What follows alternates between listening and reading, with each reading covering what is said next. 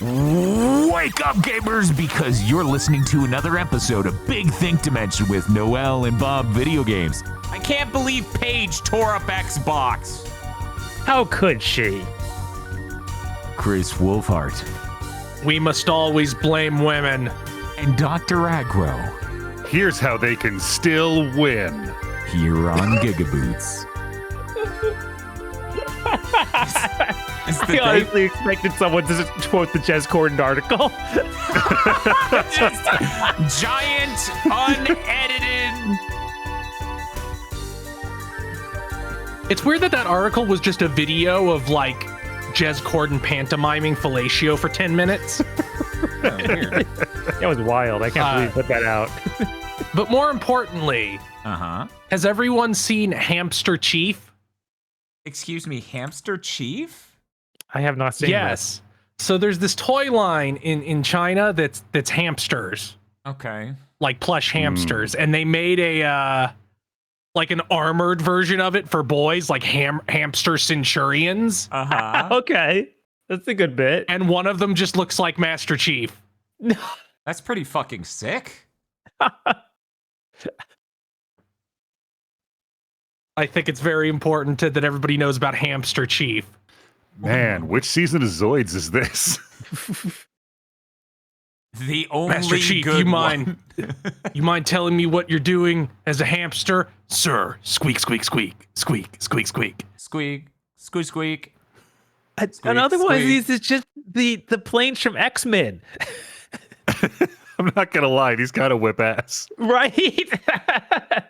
Man, when's the Centurions reboot? Like, Hollywood isn't leaving anything on the floor anymore. Right. You could put anything out and no one would even flinch. Oh, it's from the 80s? Of course. Why wouldn't you bring it back? I mean, it's got everything. Man, machine, power extreme. Hamster Chief, you mind telling me what you're doing? Sir, returning their ball. And then he rolls the ball towards them.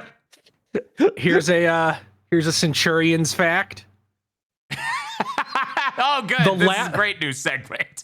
So it was aired in such completely bizarre order that the 5-parter where they introduced the African American and Indigenous American members of the team that they added for representation were the last episodes aired. So all the episodes featuring them aired before they were introduced. They just showed up. Okay. I think the Indigenous American one like had no shirt, like that. They had to get that in there. Mm-hmm. Well, he's got a rockin' bod, no doubt. This is important. I think his name was like John Thunderhawk or something similarly ridiculous. Fucking, of course. Of course. Of course. Man, whatever happened to that guy that tricked all of Hollywood into thinking that he was Native American so he could consult on all kinds of shows, and it turned out he just fucking made it up and nobody checked. I have no idea what happened with that dude. He consulted for Star Trek Voyager. That happens a lot. Yeah, it does. Anyway, if you're curious what's up with the title and the intro to this episode, well, be excited for the news segment. That'll be fun to talk about. Hey, I just wanted to talk about something, we always bring to Big Think Dimension that everyone cares about. Potato chips. Oh, yeah? Yeah. Bob. Uh-huh. Potato chips? What of them? I realized I buried this rant elsewhere in my life, but never on content.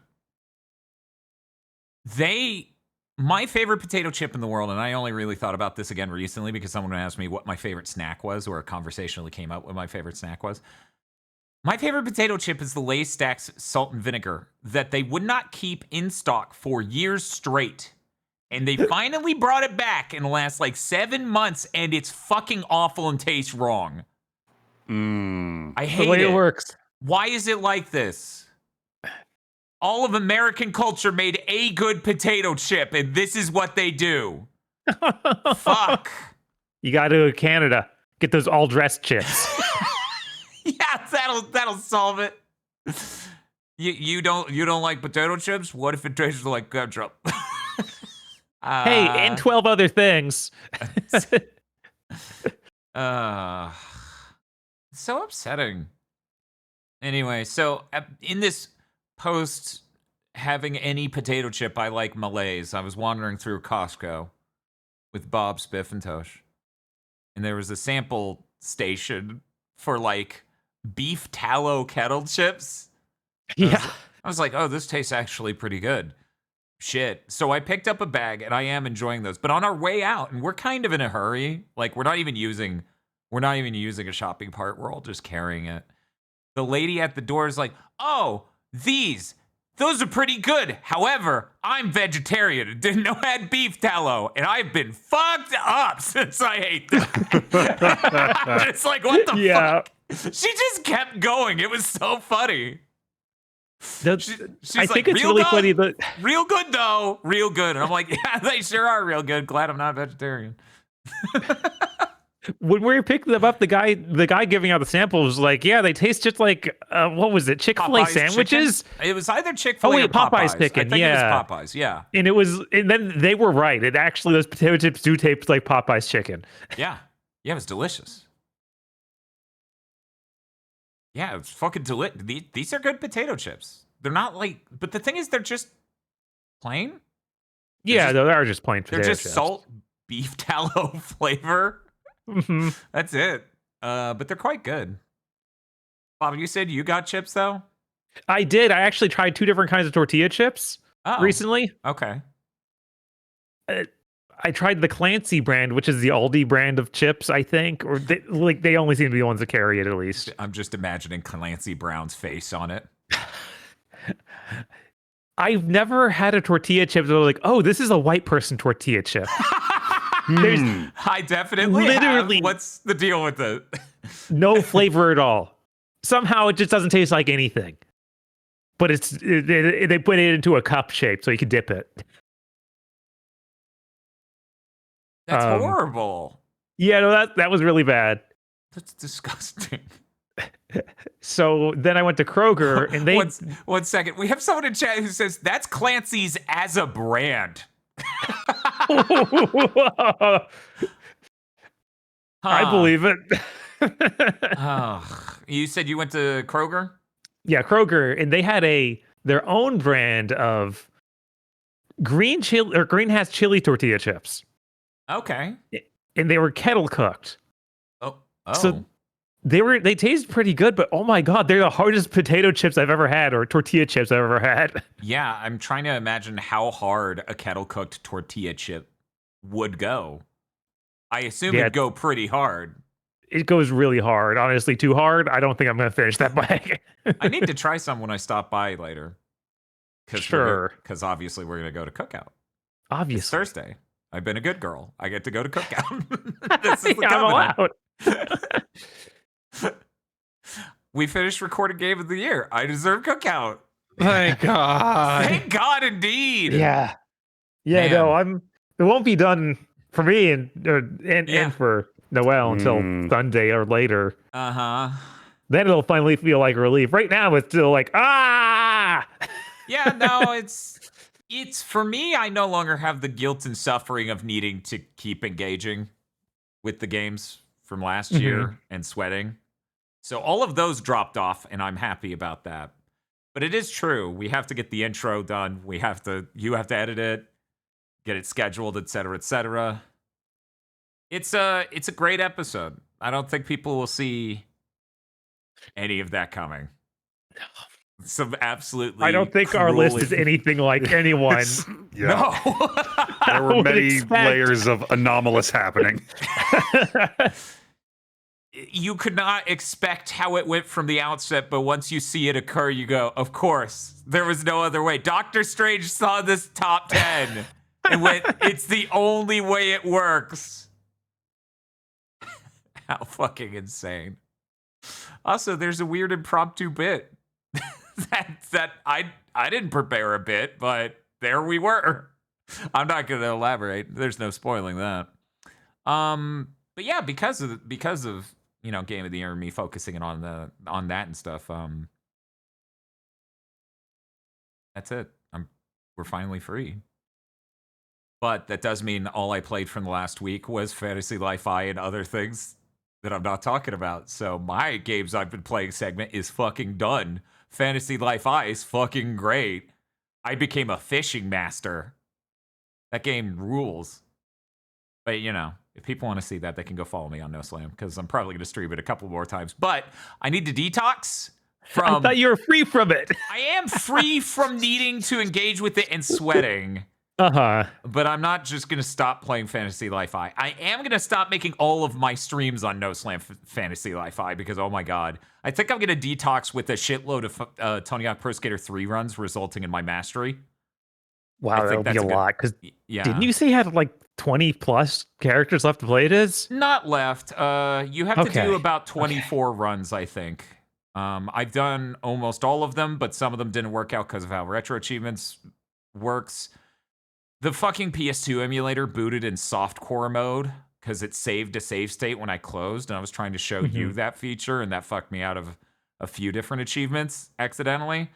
I think I only have about 5 more runs left, which is nothing.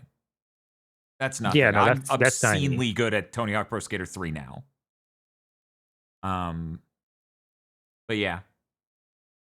So I'll probably do that to detox from all the not getting to play Tony Hawk Pro Skater 3. Because I didn't get to do that in October. Anyway, that's what I've been playing. Hey, hey, Chris, what have you been playing? On Saturday, I streamed Banjo-Kazooie Nostalgia 64. It is a full-length game where the levels are all based on Nintendo 64 games. Glorious. That does sound pretty cool. Mostly rare games. Going down. Well, not mostly. I think it's actually slightly more than half are not. So like 40% are. Okay.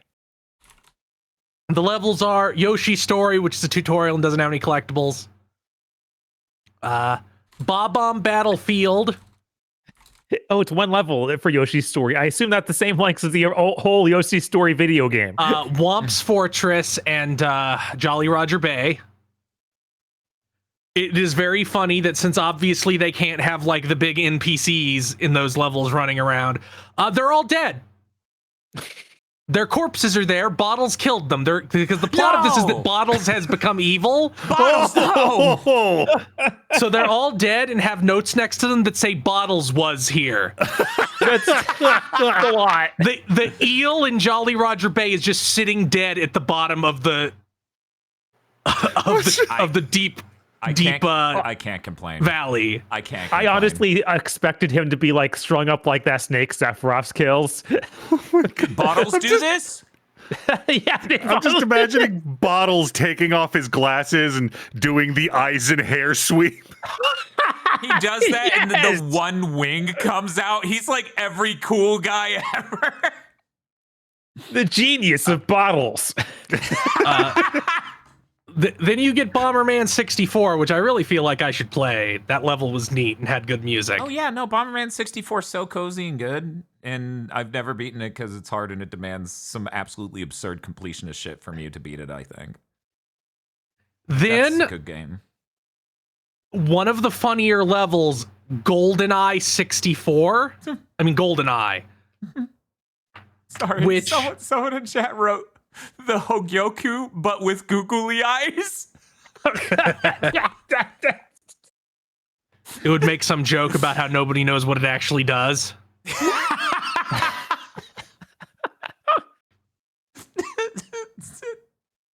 That level is great for a couple reasons. One, you find James Bond embedded in the concrete at the bottom of that, because it's the first level of GoldenEye.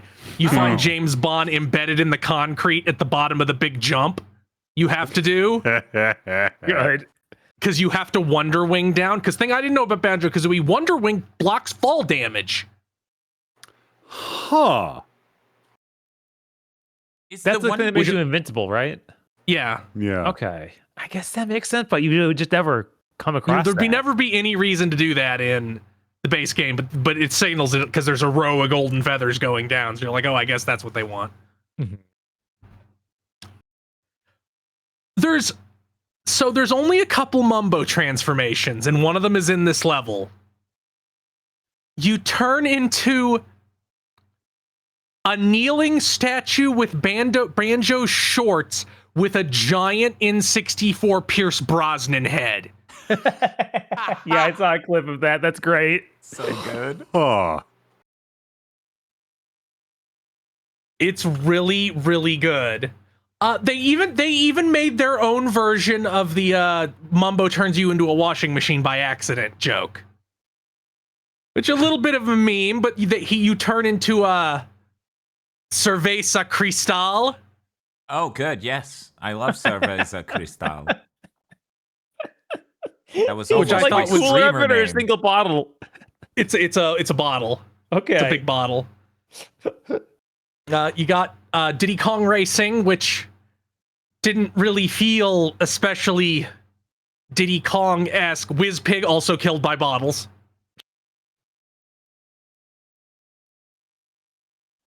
And then you get to the last set of levels, which that's kind of where it goes from me liking it more than base Banjo-Kazooie to the levels being worse for one of them and two about the same. No, two are worse and then one's about the same. So you got Pokemon Snap. This level is Good. split into 4 areas. That's great. The first area is full of photos, and you have to try and memorize those photos because most of them are fake. I think there's 6 for each of the 3 other areas, and only 2 in each area is real. So you have to find the real ones, and near them there will be an X on the ground, and you ground pound it, and you break the ground and get a Jiggy. It's painful. And also it feels like this fucked up nightmare world because it's full of Pokemon, but there aren't Pokemon in Banjo-Kazooie, so none of them can move. They're just parts of the environment. Huh. They don't move, they don't emote. They're This is just This is what that Pokemon Park's going to be like when they open that. those will probably have animatronics. Probably. But what if they didn't? had Pokemon sealed into the walls? Then you get Conker's Bad Fur Day, which is just like the opening area of that game. Like there's not even really any gimmicks. Like it's fine. I'm just not entirely sure why it's there. And then the last level before the ending is Donkey Kong 64. Yippee. It is the hub area, Mm-hmm. and the entry to every level is there. Like the entry hub, not any of the actual levels. Oh, okay. The entrances. Got it. And that is the level where you have to run around the most as the Mumbo transformation to get things. That seems fitting, yeah. And then the final level unlocks. Oh no, the final chunk unlocks because if you get every single Jiggy in all the first levels, you need 1 additional Jiggy to access the final level. So luckily, off on 2 sides, there are 2 mini levels. One is the prototype of Banjo-Kazooie, and it's a completely linear level. You run through it, and you pick up the Jinjos, and you get a Jiggy. And I'm sure there's 2 others hidden there somewhere. I didn't bother looking for them. The other's Glover. I ran from Glover. Yeah. I'm like, I only need the 1. No, thank you. So then you get into the final level, which is Star Fox 64. Bottles has a ship shaped like the N64 controller and is in the middle of a dogfight with the entire Star Fox team. They can't defeat him. Also, the enemies in this level are all evil clones of Bottles. that will endlessly revive unless you run into them with Wonder Wing, in which case they explode into giblets. So you do some... The developer of this mod really understands Banjo-Kazooie, because there's multiple points where you hit something, timer pops up, and you're frozen as they show you what it is for 5 seconds as the timer goes down. I turned on your stream for like maybe 5 minutes total, and I saw you just screaming at one of these. It's all I saw of you playing the game. Yeah, they're always the worst. I think I didn't realize there were shoes nearby, so I'm actually kind of impressed it was possible to do it without the shoes. The other one wants you to go way out of your way to grab a specific pair of shoes to make it possible. It's a little weird. But you run through that linear stage. You shoot the Great Fox's lasers and kill bottles. I think my favorite dialogue joke is them saying, because at the end they have him in like the brig of the Great Fox. They're like, and Benja's like, "Don't worry, I'll ask him to let you out as soon as we get a new game." And then you unlock the final bonus level, which boy was frightening to me, because it's Castlevania Legacy of Darkness. Oh yeah? So I went into it terrified, because this was one day after you and Noel had streamed Castlevania 64. Luckily, they needed every single note to open the rest of the level, and I had not gotten them all, so the stream just ended.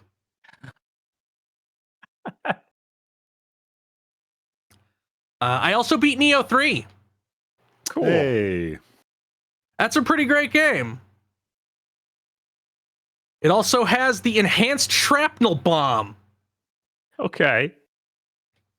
Now the ninjutsu in this game works that you can have 3 ninjutsu equipped.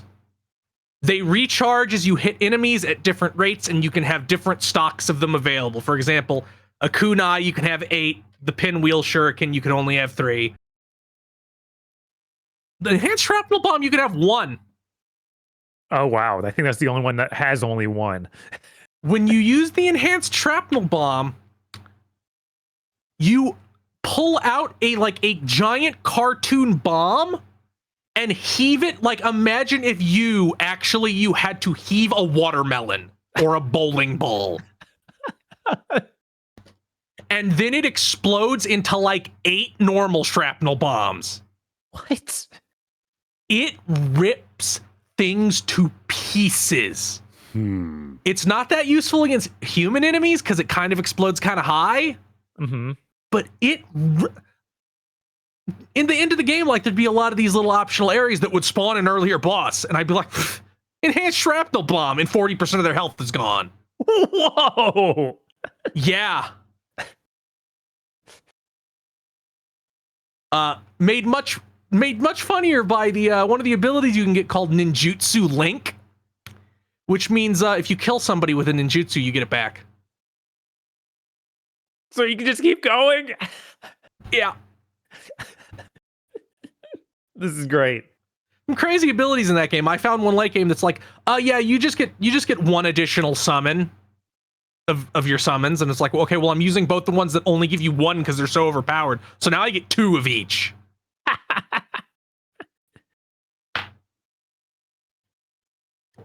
When do you actually unlock a second summon?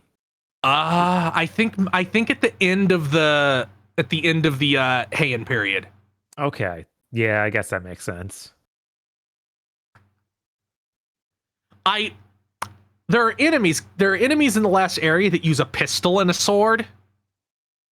And I really hope that's a moveset that comes in the DLCs. Yeah, they usually add at least one during the DLC. Yeah.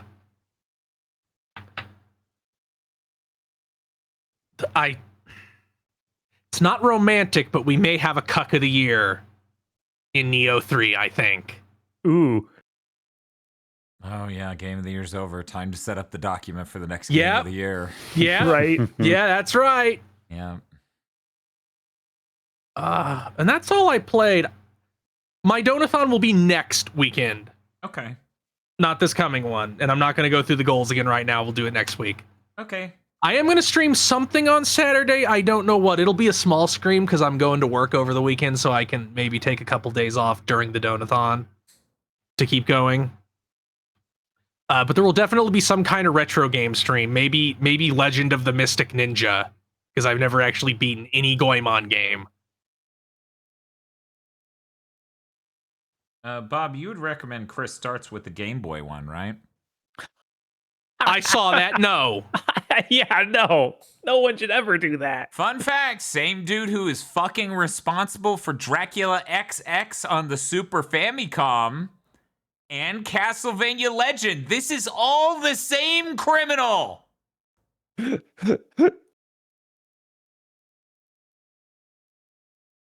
Steven, I think we're gonna have to kill this guy. Yeah. I literally cannot believe 3 of the worst classic Konami games were made by one guy. Look. Uh-huh. Game development's hard, and we didn't really know how it worked back then. But he, for some reason, was way worse than everyone else in the company. Fucking Yeah, that'll true. We don't know what happened here, but it wasn't good. I should probably get Hamster Chief off the screen. Probably. No, He's been you, there a you should while. chroma key Hamster Chief and have him sit behind us. See, that's the thing. White isn't a color. So, given Oh, my that's a limited shame. tools here, I don't think I'm going to be able to... Hey, he's a good. What is that? What is Second Son's protagonist Delson? Delson, yeah. He that's the stencil Delson's gonna whip out in Second Son and make you use the DualShock 4 features to spray paint. That'd be so good. He's spray painting Hamster Chief all over fucking, what was it, San Francisco? Seattle. Seattle, there we go. Seattle. Yeah. Everyone's like, what does it mean? It's so What does deep. it mean? I just think it's really cool. Would have Master Chief was a hamster. Ever think about that? Bet you did. You go to spray paint, you get to choose between Hamster Chief and some other ridiculous thing. It's like the equivalent of the buff wolf dude shirt. These are your 2 choices.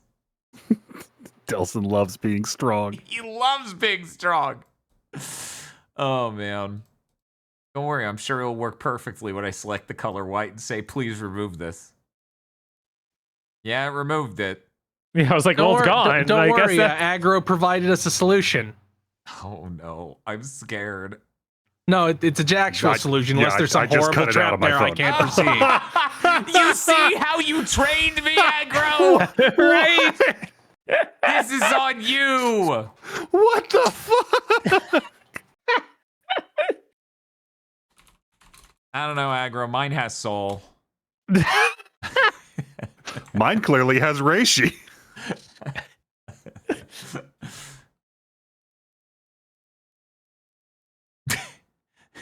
We'll let chat debate who did the better job. Worth noting, mine takes constant CPU/GPU power at all times. I was so confused. I thought something had happened in the file with mine, and that was there for some reason. No, When I'm it transferred. crying white out of it. That's what happened. Okay, I like this because it looks like he's crackling with aura. Mhm. Zow. See, if Microsoft was smart, they'd be actually doing things like this with their IPs instead of nothing. Hear me out though. What if we made a fridge so we weren't owned? Okay, I'll leave. Doesn't that sound more like owning yourself? So, man, I'm excited to talk about news later. I am really excited to talk about news later. I feel like there should be a way where when I get up on the mic like that, right? Mm-hmm. My model should just go, I am very excited to talk about news later. And then it gets normal size again. Like my boomy voice is just Big Noel. You need to find a way to make yourself Dark Noel. That is doable. That is doable. A lot of options open up once I get my models ported over to Vignon. Anyway. I like these two. They make the stream so much better. They're a family. They're a family. Yeah, it's like Dark Rukia. Absolutely. That's what we're going with. Chris. What? We did such a good job getting through our games played. It only took us 30 minutes to get through potato chips and what you and I played. What's the problem? What's Look, going it's on? fine. It's fine. We We can just had tell, we some can handle it. Some sort of festival of next things happen. I don't see the problem.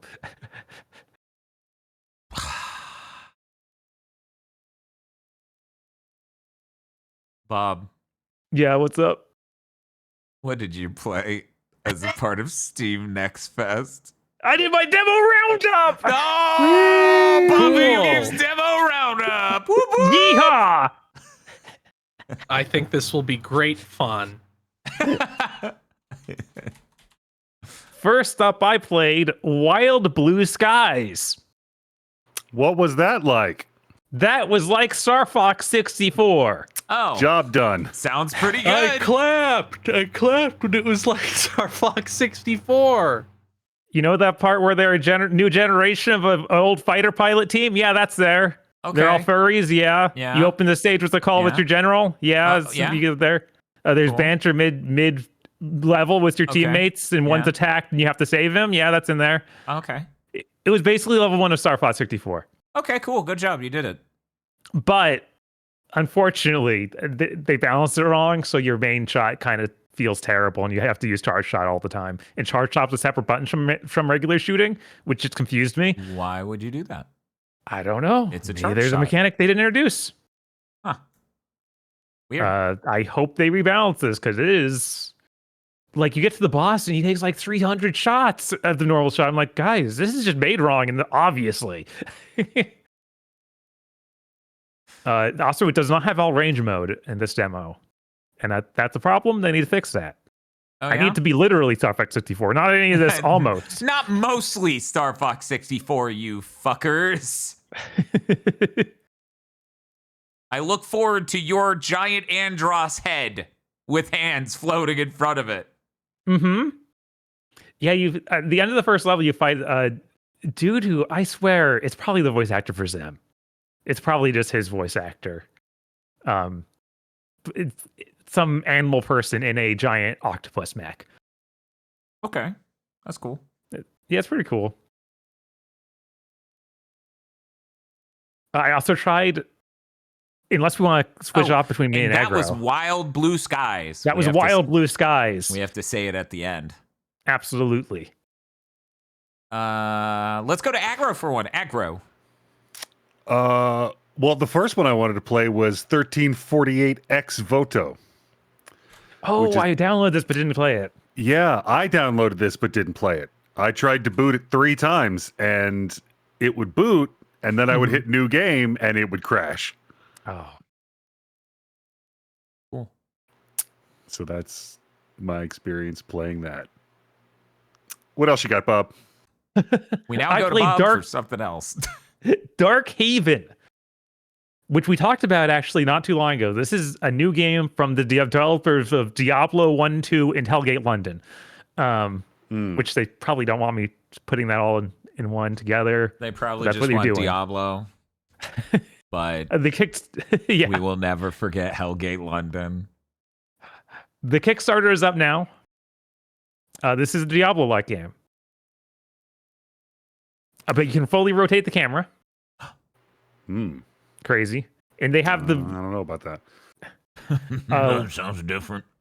It does sound different. How dare they? They can also dynamically destroy the environment.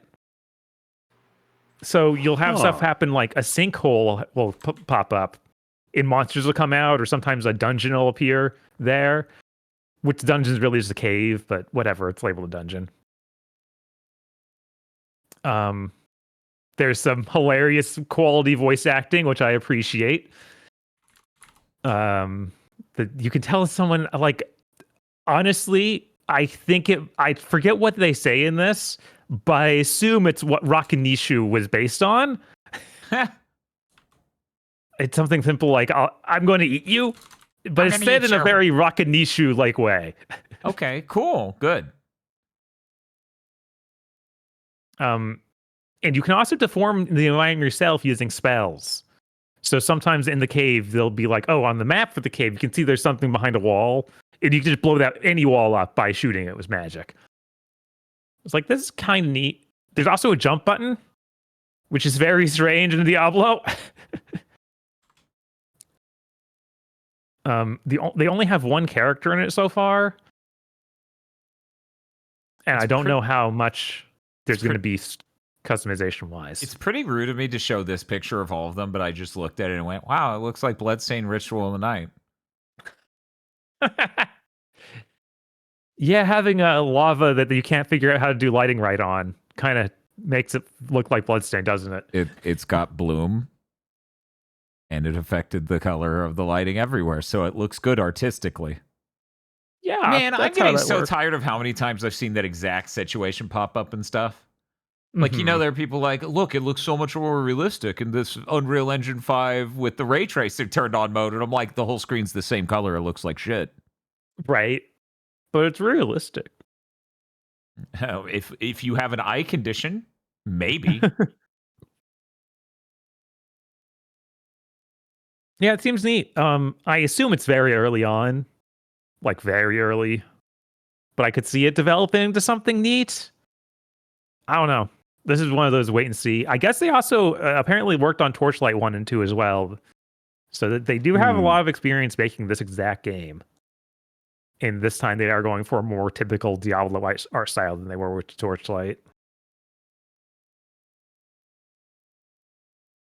So I hope that's good and doesn't just end up turning into AI slop or something before it actually happens. God, stop. No, don't. Oh. Still mad. Still mad about those stormy gates. Yeah. Still mad. I want... You know what? Yeah.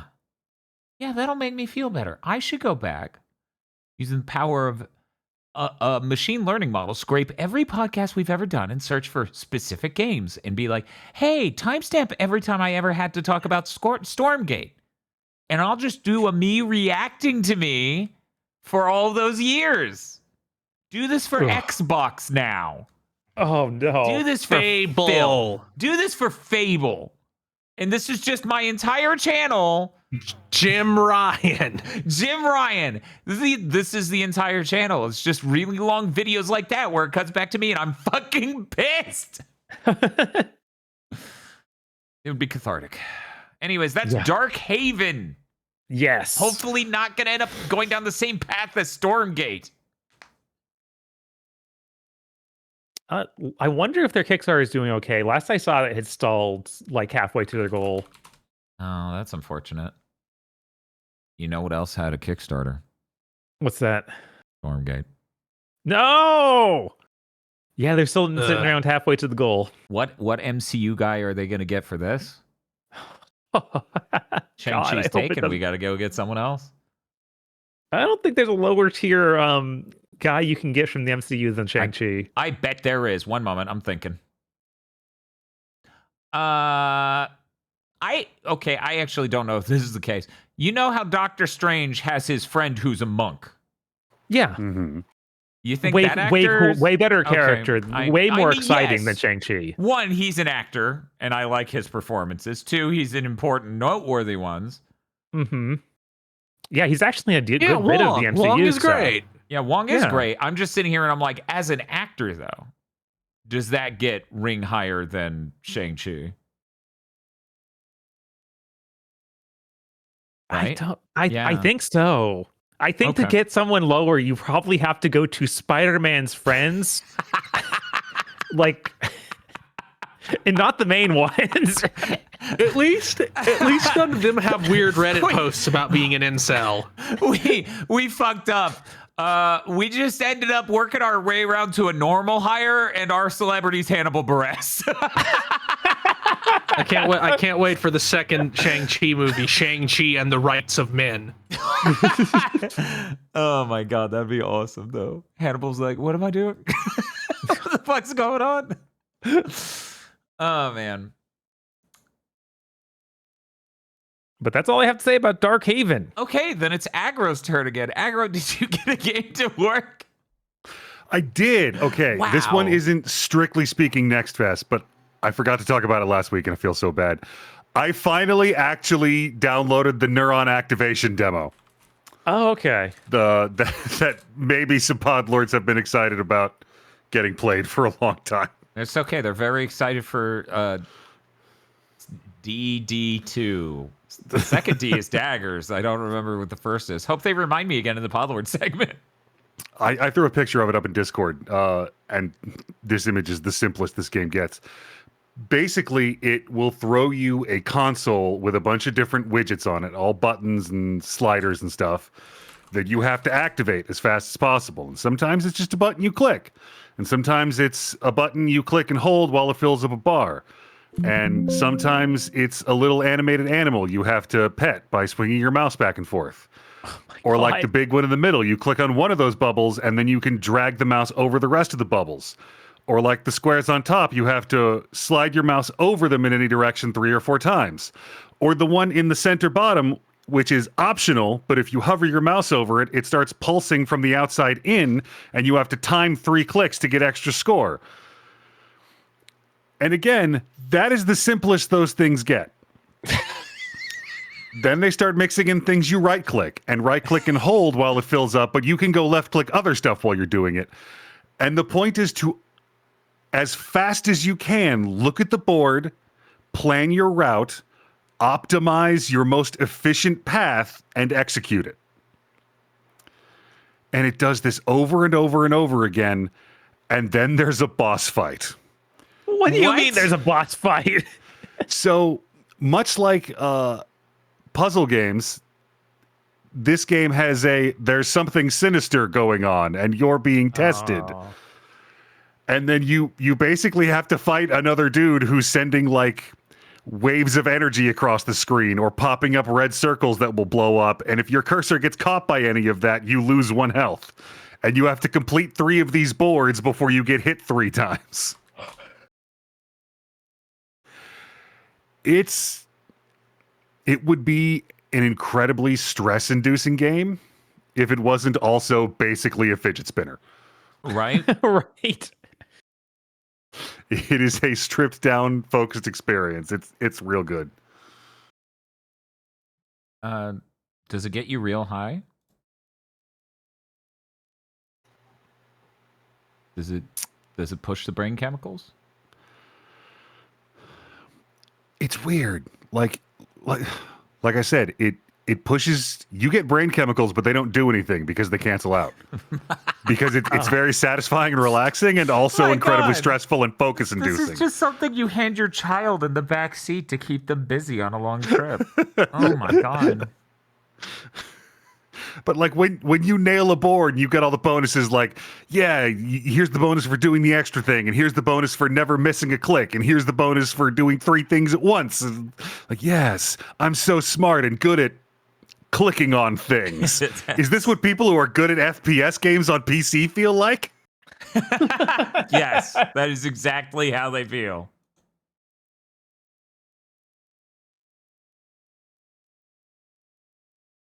For our listeners, I would like to describe it visually as imagine iOS, but it's Shadow iOS made by Shadow Apple. So these are rectangles with bezels and drop shadows, drop lighting in this case, with various embossed features like a slider or a crosshair within a button or a cat's face. This literally looks like some other company went, we could be Apple. You do unlock different color schemes by getting high scores. Ah, okay. Oh, wow, now I need to play it. This was a demo, right? Yes. Okay. Is it out? Is the game out? I'm not sure. Let me check. Okay. feel like most of these Steam Next Fests are not out, because otherwise, why wouldn't you just make the demo permanent? Well, as Agro pointed out, this isn't technically it's Next Fest, it's just a demo that came out recently.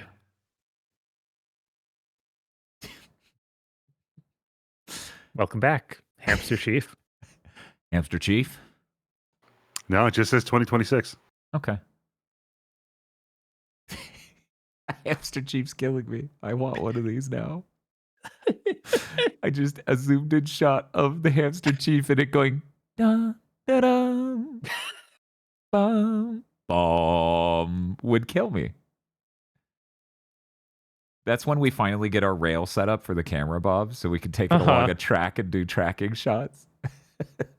It's just making me think how I whenever Silex comes up in those Game of the Year parts now. Oh God, I'm so glad that after this we'll never have to talk or think about Silex ever again. But yeah, man. I kept it like at some point I decided I'm just going to only use the pictures of his amiibo. Yeah, that's good. And now I'm like, man, I kind of want one of those. Well, I check need my own pictures of bin in the 3 months. So it Bob, will. what you're gonna do is you're gonna get that. You're gonna get it out of the bargain bin. You're gonna bring it to MagFest. And Of you're gonna be like, course. why has no one asked me to see my famous Silex amiibo? It's okay. Following up on another MagFest arc, Bob. Mhm. Yesterday, I remembered I do have the bougie white girl version of Atomic Fireball, Cinnamon Fireball whiskey in my house. Oh, that's the Goldschlager? Yes, good job. You're Okay. damn good job on remembering that. Yeah, that shit tastes identical, but has fucking gold flakes in it. It's the same shit virtually. It's not great. Goldschlager is one of those I'm now allowed to drink things that you drink. Oh yes, 100%. That and Jägermeister. That's a thing that it's shameful to drink past like 24. Bob, do not tell Chris I like Jaeger bombs. Oh, what? Noelle likes a stimulant and a sedative in the same form factor? Wow. I'm Crazy. shocked. Yes. You totally When's the stream goal for the Jägermeister machine where you put like the 3 bottles in it and it has a tap? I think that might cross the Twitch TOS. It might. Just call it Super Fun Machine. I hope Riona's happy that chat right now is asking, oh, Goldschlager, is that a puppy time drink? I hope Riona's happy on her influence she's had on this chat. Oh my god. And then you can do then for a couple streams you can be Noelle Smashed Rocket. Ooh. Well, I did do that one with Gamma Chris where we played Mario 3. That was a great stream.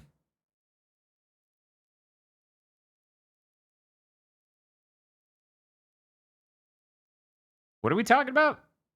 Oh, I guess I can move aggro. on to another game. We can move on to the next game, right? Mm-hmm. Okay. Bob. And that was the neuron activation, right? Thank you, Bob. Yep. There's a demo out now.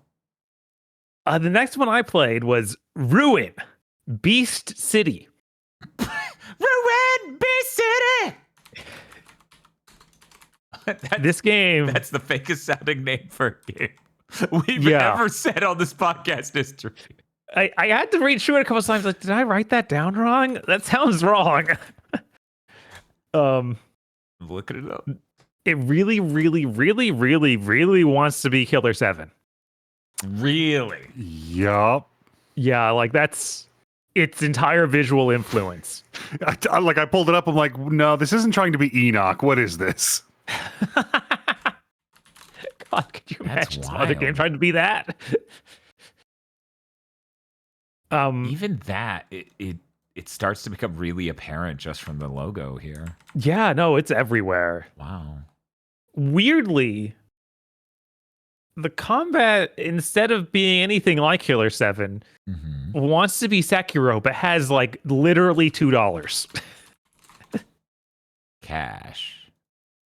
So imagine trying to have an entire combat system around doing parries and having special kinds of dodges and parries, and a system similar to Sekiro where you have a like stance meter for if you'll just die instantly if it goes one way or the other for you or the enemy. But you have no money, so you can't properly make animations, and it just ends up looking really bad and feeling really bad, which is depressing because I think the art style is pretty cool. Yeah, and also go ahead. There's nothing but boss fights. There's a walking up to the boss fight and then the boss fight, and that's all that they show or in the demo. And I'm like, man, walking around was pretty cool. I don't know about this boss fight thing though. Still not sold on that.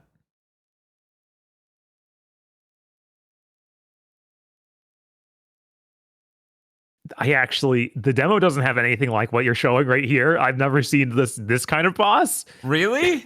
Yeah, no, I fought a dude, and then I fought. Literally, you beat the guy, and then his dog grabs the sword and fights you like he's a Dark Souls monster with the sword, the wolf with the sword in his mouth. Oh.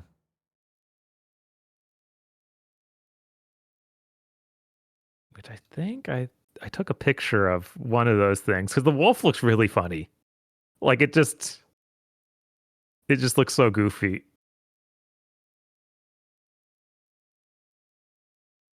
Look at that wolf.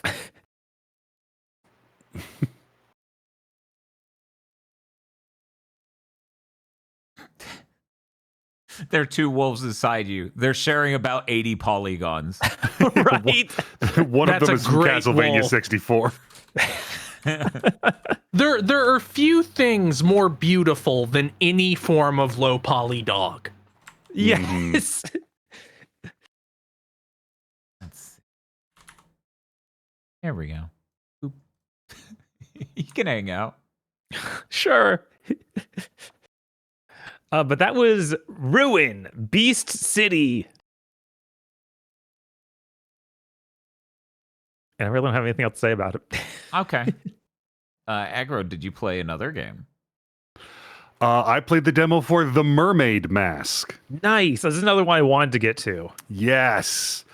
It is a hand-drawn point-and-click murder mystery game. It's got some neat visuals. Main character's got kind of a I'm from a quirky webcomic aesthetic going on. He really does. You know who made this, right? This is the people who did Crow Country. Is it? Yeah. So also the people who did Super The Flash Decline of Brothers, Video Decline Games. of Video Games. What was the name of this game again? The Mermaid Mask. It boots up on a scene, interior night, and I started getting Police Knots vibes because I had to click on a bunch of stuff in the environment and hear the character comment on it until I clicked on the right thing that would let me progress the scene.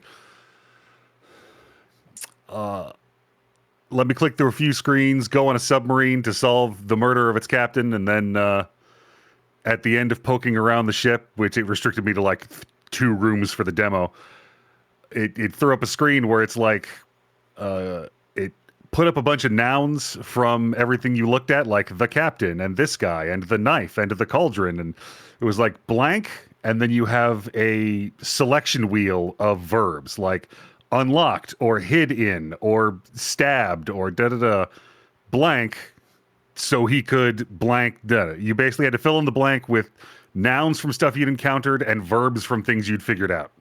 It's like not Scribble Knots, but that other one. Scribble yeses? I should know this. Something. Oh, God, Jesus. What Yeah, is it's it? gone. Chat will know. Drawn to Life. I think that's right, yeah.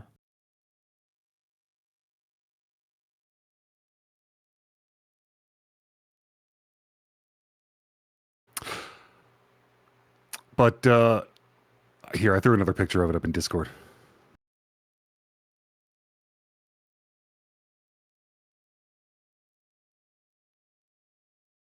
I'm trying to find the window. I'm like, Discord, where are you? Discord, where are you? And I can't find it because the entire Discord window became that wolf. You ever see a character? This shit go. You ever see a character design and it sells you the game? Yeah. Yeah, it's very natural. Which These are Psychonauts characters from another universe. Although the one on the right is looks very Penny Arcade-esque, and it's a lot. Yeah, Yeah. he's the one with all the webcomic energy. I figured the main character would be the webcomic character Mhm. who's invaded. But yeah, the mermaid mask. It was neat. I'm looking forward to it. Also, no date but 2026.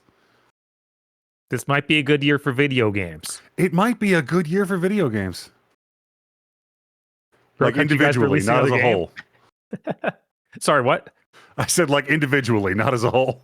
Yeah, Yeah. We're probably not going to have one of those for a while.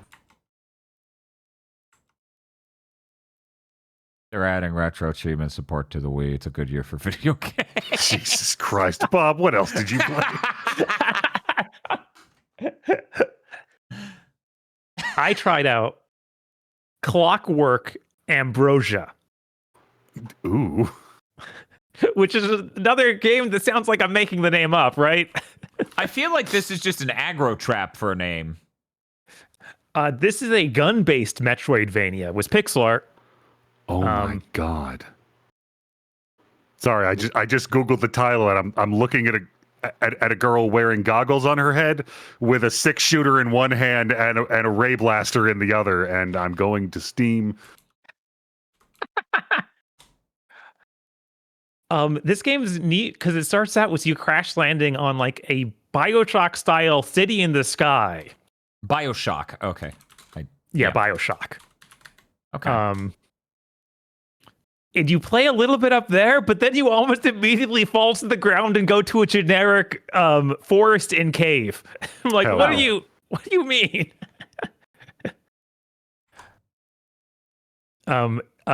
Instead of leveling up like in a regular Metroidvania, you get a lot of modifiers for your guns. So your gun has like a bunch of different things you can have it do. Like you can adjust 5 different aspects of it with these mods. One is like how fast the shots move. Another one's how many shots shoot out. That sort of thing. And they all have upside and downsides. And near the end of the demo, I got a second gun, which was literally a rocket launcher. And that was cool. The whole game has this weird thing where you can see in some of these pictures, the perspective on everything is like sort of 3/4 tilt. And I don't think like the characters aren't like that, but all the backgrounds are, and it just looks weird. It's tilted like a beat 'em up.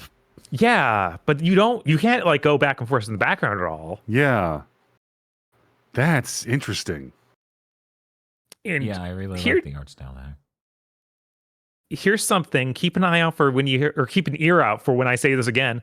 It has a Mega Man X style wall climb. Yeah, I'm looking at a GIF of it playing, and this is Mega Man X. Yeah, see, the interesting thing here is this depth thing is like a very pixel version of the Mega Man X4 tilt that they do with the pre-rendered graphics. That's true. Yeah. Oh yeah, I have a picture of this game you need to see because every time I look at it, I think of an emote that I've been seeing frequently recently. Where she's got the pathetic crawl. That's funny. She can just do that. That's her crawl. Yeah, no, that's really good. I was not expecting. Oh man. Okay, one moment. Another thing, all the equipment actually affects your sprite art, so you'll change colors for different things. Like you get new skirts and new colors for shoes and stuff like that. Yeah, there she is.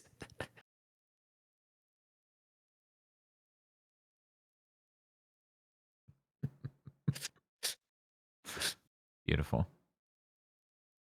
One super weird thing in this was I started running to enemies that have like armor. They could only be broken by certain things. So I very quickly started running to, I can't fight these things. I literally can't do damage. Luckily, I got that rocket launcher near the end of the demo, and it was like, okay, I just need to use this on them. But I'm still very worried that it's going to be an escalation of that, where you're constantly running to new areas where, you're blocked because you literally can't kill stuff. Well, I can't even damage stuff, That's weird. which feels kind of bad. Mm-hmm. But otherwise, it was like, it's pretty neat. I wish that the environment was more interesting after I fell off of that flying city. But that's everything I have to say about Clockwork Ambrosia. That was Clockwork Ambrosia. Bob, What's up? we're moving on from you. Aggro, did you play anything else? I did. I played Phonopolis. Spell it. Phono. Did not see Polis. this one. This is another sort of point and click puzzle game, narrative puzzle game. Its visual conceit is that it's made out of painted cardboard. Oh, that's what's going on here. Mm-hmm. Yeah, now that you say that, I can see it. And the whole thing is narrated by an English guy doing a very soft child's cartoon narration voice and doing the voices of everybody like he's reading a storybook. And it's all very calm and kind of colorful. And it's about a society that is entirely controlled by a series of ever-present loudspeakers, but the main character, apparently before the demo starts, finds a pair of headphones he puts on to block out the sound. And now he's kind of out doing whatever he wants, and he's against society, and they want to use the noise to make us all the same. And I'm pretty sure I know how this whole fucking game's going to go. But I did get to play a really cool puzzle involving a 4-story building that I got to drag the different stories of left or right and activate different things in order to get certain characters to react by like making a balcony so this one would come out to sunbathe, and then shoving the floor all the way to the left to throw her off the building so she's the fuck out of my way. And so it seems incredibly charming. I'm looking forward to this one. That's what I thought. Amanita Design made this, which is the developers of Machinarium or Machinarium. Oh, that tracks. Yeah. The moment I saw this, I was like, no, wait. Then I saw Amanita Design. I'm like, is that them? Look it up real quick. This is one of those demos where the options are like start game, options, making of. Here's a video of us painting cardboard. Nice. Dope. It's fucking awesome. That's pretty good, yeah. Oh no, he's attacking. Chris, how could you? Chris has set out his spectral wolf. It's okay, it's with me. I don't feel safe. No, you're fine. Man, that looks a lot like classic WoW wolf. It does. Jesus. But yeah, that was Phonopolis. Oh, Bob, what else did you play? Airframe Ultra. This is a hover bike, road rash, PS1 aesthetic, online multiplayer like nightmare. Hobby grade. It looks really cool. Like they definitely have a super grungy PS1 look to it. Yeah, I remember this. Your controls like off of the hover bike are actually a lot like GTA. Oh. It's amazing how much that doesn't look like the game. Okay, well, Like that the cover art does no justice to the style of it. Continue. Yeah, so the way it works is you do a race. Then it like literally start the deathmatch round. And you all get like can drive around on your bike or get off the bike and pick up guns or metal rods and hit each other with them. And then it's like go race again. And then sometimes cops will try and kill you too. It seems really cool, but also like you just have to dedicate a lot of time to it because it's got super weird physics on everything. And even keeping up with when the race is going and when it isn't is difficult. When you're off of your bike, you like I said, you move like GTA, like PS2 GTA, to the point where you have to mash a button to run. Oh. It feels like intentionally terrible to move around when you're not on your bike. And then if you're on your bike, that thing is a flying death trap. I didn't play any levels myself that did this, but apparently there are wave style levels where it has water. So I assume you'll just die instantly if you fall off your bike in the water. I don't know. If you fall off the bike, okay. These are some good gifts. It's what I could get. I really wish it had like a single player campaign because I think that the way it plays is really neat, but I don't really want to get into a big multiplayer thing. And it's like classic old school multiplayer where it's like, oh, jump in a server. Okay. So good luck finding like anyone relative skill level or anything like that. It's just going to be what did you jump into? This nightmare. We have to go back. We're all making lobbies now.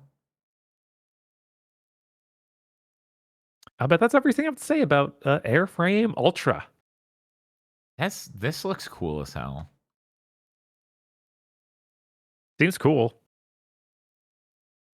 I have to wonder if it's the beta, the demo is only multiplayer, but they'll do some single player stuff in the full game or not. I assume it'd be super hard to program bots can deal with the insanity that is the paradigm of the game. Yeah.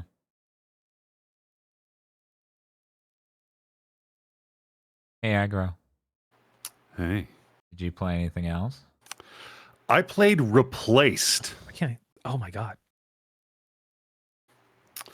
My headphones the amp turned off, so I couldn't hear anything you guys were saying. Sorry Oh if I my started God. talking over people. Oh, you didn't actually. Okay, incredible. That's great.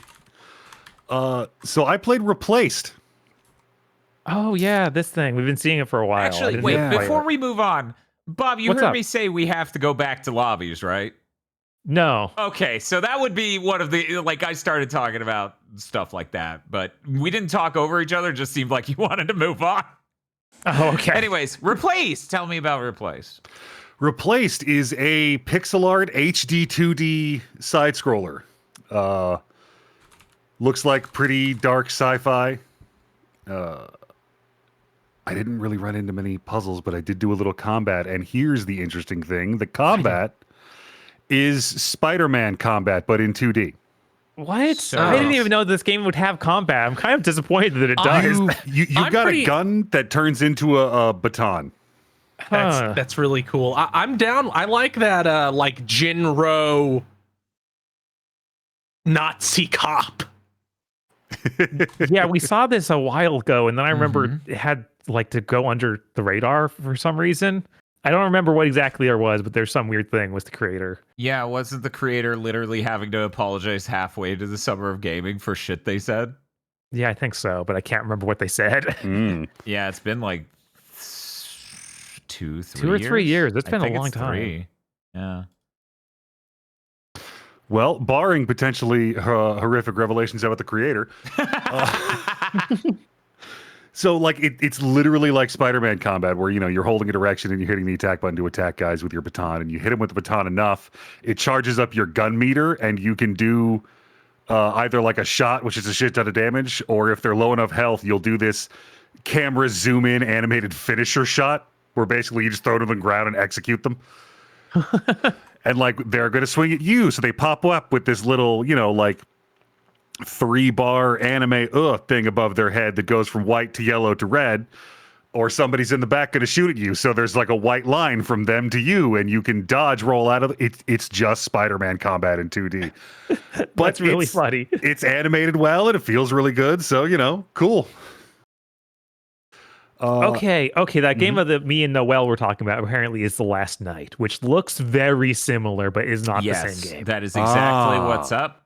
And apparently the thing that happened were comments about feminism, critical comments about feminism they made at some point, and then people brought up later, and then they had to go, oh boy. And then it never came out.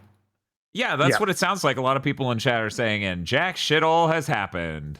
And that's the last. Which is weird because that was at a fucking Xbox show. That's why he got enough attention for people to dig into shit he said before. Yeah. It's like that was on stage at like Xbox 2015 or 2016, I think. But yeah, anyway, that's That's the last night we're talking about. Replaced. For anyone who's listening and just getting really confused. Which the title of the game is Replaced, and you know it's like cyberpunk noir. So like you see rundown areas and slums, and I'm like, oh my god, if I boot this game and it's some crypto fascist replacement theory shit, I'm gonna lose my lunch. It's sadly a real danger in current year. Apparently, at some point, like, you know, the country went to shit, and this private corporation called the Phoenix Corporation basically foot the bill to put everything right, and the government just kind of does whatever they say, and like the cities are walled off, and you're now outside the city, and you've got an AI in your head for some reason that talks to you, and you've got that gun you picked up from a cop that's usually ID coded, but you can use it for some reason. Who knows? It's all very like grungy and kind of noir and, you know, Blade Runner-y. Yeah, I was gonna say if this isn't literally just Blade Runner, I will be surprised. Cyberpunk is one of those genres that found their aesthetic and just sat there. They were like, "Oh, hey, we're an apex predator." Like, I didn't see anybody with the Priss haircut yet, but I mean, it was just the demo. Who knows? Right, they have time.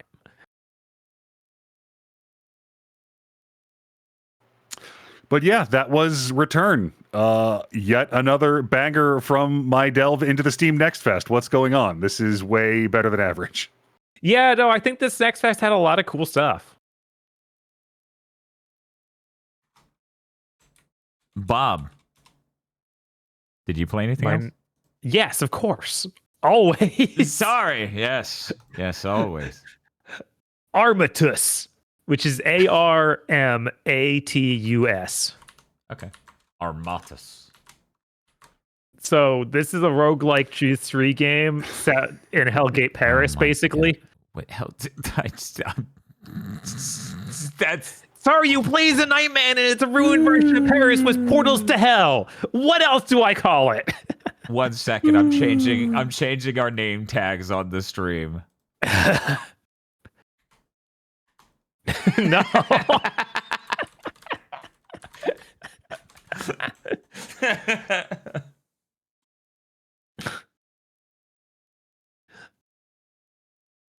But yeah, it seems like a competent pick 3 roguelike sort of setup. It's a third-person shooter instead of what else you might do in this genre. This third-person shooting feels okay. And you play as this cool knight dude. It's all in full armor with the machine gun. It's really dark, so it's hard to see anything. And it's UE5, so it's even harder to see anything. It seems like all of your abilities are on way too long a recharge. With the recharge, isn't just straight up a timer. I think it's based on killing guys, and there are things to make them come back faster. But as it stands, it feels like I can use abilities once every other encounter almost, which is a bit ludicrous. Like, you don't have that much going on in your shooter. Please let me have some fun with it. You have a slice melee weapon, so there might be some kind of cuck story. I'm not sure. Unconfirmed so far. But yeah, it seems neat. It's like if you want to play a Returnal like, but don't have a PlayStation 5 or a Saros like, there's Armistice. It's set after like darn it, what's that thing in biblical mythology where all the sinners are left on Earth? And the Rapture? The Rapture. It's set basically after a rapture. So you are some of the few humans left on Earth, and you're fighting all the demons who have taken over. And for some reason, your main character, like they mentioned this in one-off dialogue, of like, yeah, you're from some other dimension. You just showed up here, so you're an isekai hero who showed up to this raptured world, which is kind of funny to be doing that, something so obviously Western. Man, getting isekai'd into the tribulations is some shit.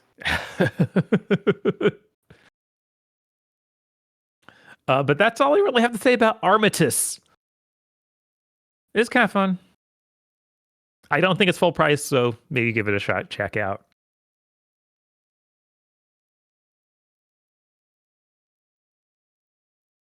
Did you have anything else, Aggro? I played The Eternal Life of Goldman. Ooh, I want to try this. Yeah, where are you, Bob? I'm playing all the bangers this year. I know, right? It's messed up. I didn't have time. This is like the third hand-drawn looking game I played this year. We're talking like in the oeuvre of Cuphead, where it looks like an older cartoon like The Adventures of Tintin. It's animated very smoothly. A bunch of the stuff has weird faces on it. This is the one, we saw this at one or two shows where you're playing as an old Jewish man and you're Scrooge McDuck. Yeah, so it's you just bounce DuckTales. and hit with the cane. And the cane, like you can switch out the handle and the shaft and the foot, and they have different effects. Huh. Like you start with the base cane has no effect, but then you add a different handle and you can jump on hooks and jump from hooks and slide down ropes, or you switch out the shaft and now when you bounce you go twice as high and that kind of thing. It looks immaculate. It plays really good. It's a 2D game where you can only control it with the stick. No, why? Because because we need the D-pad for switching out the parts of the cane live. We can't bring up a weapon wheel or a menu for that. You have to be able to do it. Or even use the You analog use stick. the stick. You use the directions of the stick. Yeah. God. Yeah, you could. I never ran into it in the demo. I'm assuming there might be parts of it where like you have to switch out pieces of the cane mid jumping. I don't know. It's hard to say. This game has some immaculate art to it. I can't really find anything more than like 240p when I Googling this game. So you might have to take my word for it. It actually opens up on this immaculate POV swooping shot through the jungle as shit gets lit on fire, and you go like into the village, and then Goldman runs in from the right, and it's real cool. I'm honestly. I can't see this game without thinking of Henry Hatsworth and the Puzzling Adventure on the DS. Fair. I'm honestly a little worried. Like it's starting to concern me that I played this many demos from Next Fest and they were all not just like fine, but some of them were like really good.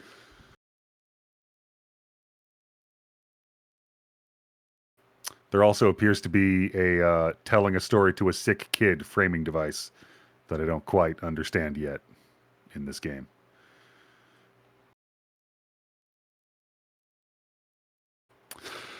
But yeah, there's just weird shit everywhere.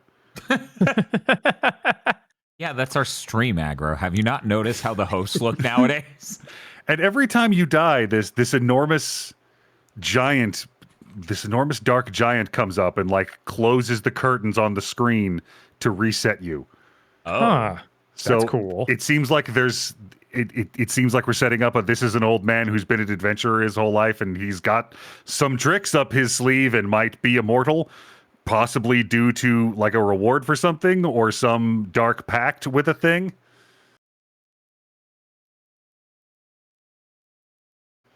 But yeah, old man adventurer in what may be the interbellum period. Sure, that's my jam. I'm into it.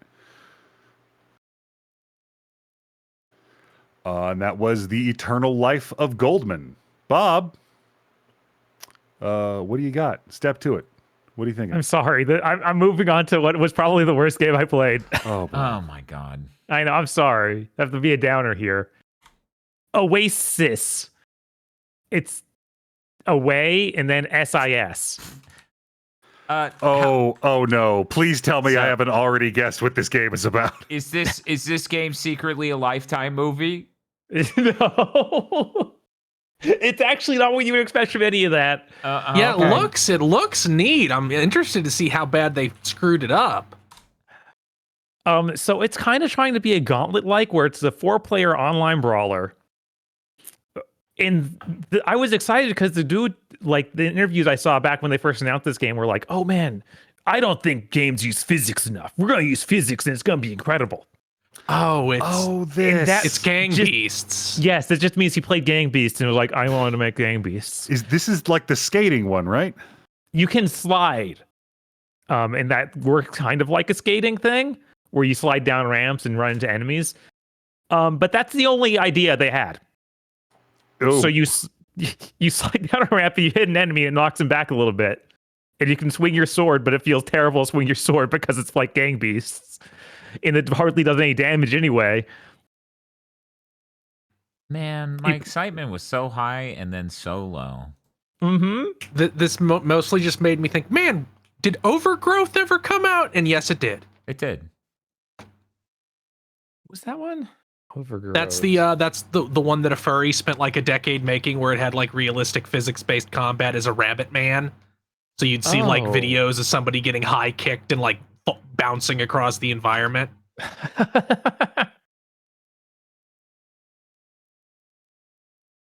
But yeah, this seems to have only one type of enemy.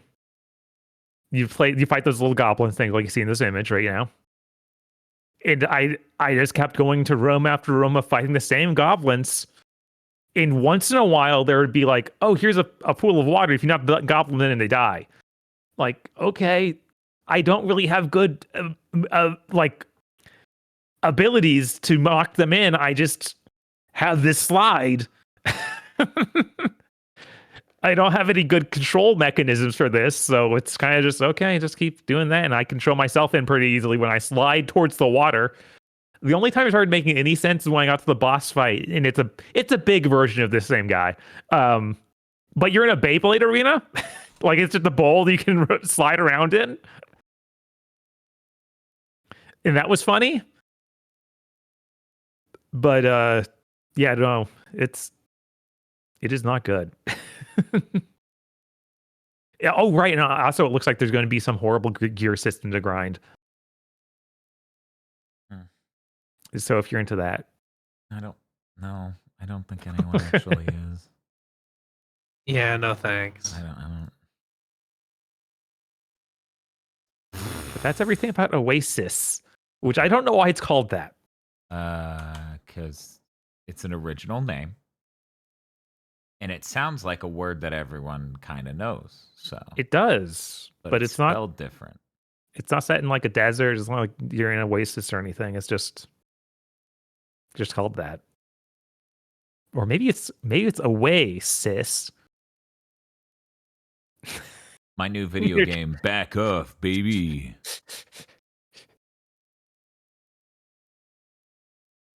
Anything else, Bob? I got more games, but that's it for Oasis. Do you have any more, Aggro? I played a little bit of the Vampire Crawlers. Oh yeah, I wanted to try this. Bob, come on, man. I know, right? This is messed up. I was like, no, that's too normal. I'll put it off. I mean, honestly, though, I bring it up offhand. I only played a little bit of it. I played enough to go, that can't be the whole thing, right? Like, there's got to be more to it. Otherwise, this may be the most boring deck builder I've ever seen. Oh. So I need to do a couple of runs and see if I unlock some more interesting mechanics. Okay. Well, then maybe next week we'll both have played it. Yeah, And found that'll out be if fun. it is just the most boring deck builder ever made. Yeah, then we can compare our decks. Hmm. What? What are you looking at? What's the matter, Bob? You don't want to show me your deck? No, I don't. But don't take it personally. I don't think he does that very often. So, Bob, what else did you play? Okay, this is what no one else. I don't think in any other podcast will cover this one. Ooh. The Awakener, Battle Tenacity, which is a season of JoJo's. You can't just do that. You can't just shove that into your title of your game. It's Battle Tendency is the JoJo one. Oh no, it is Battle Tendency for this. I just misread it. Okay, well then, yeah.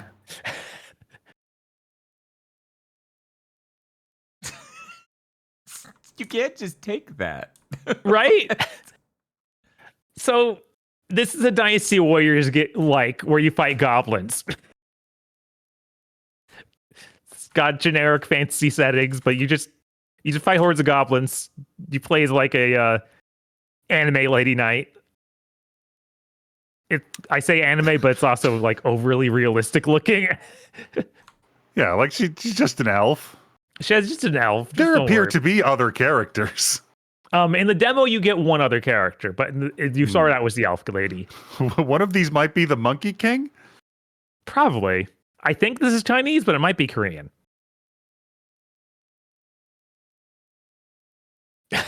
Yeah, the box art looks fake, right?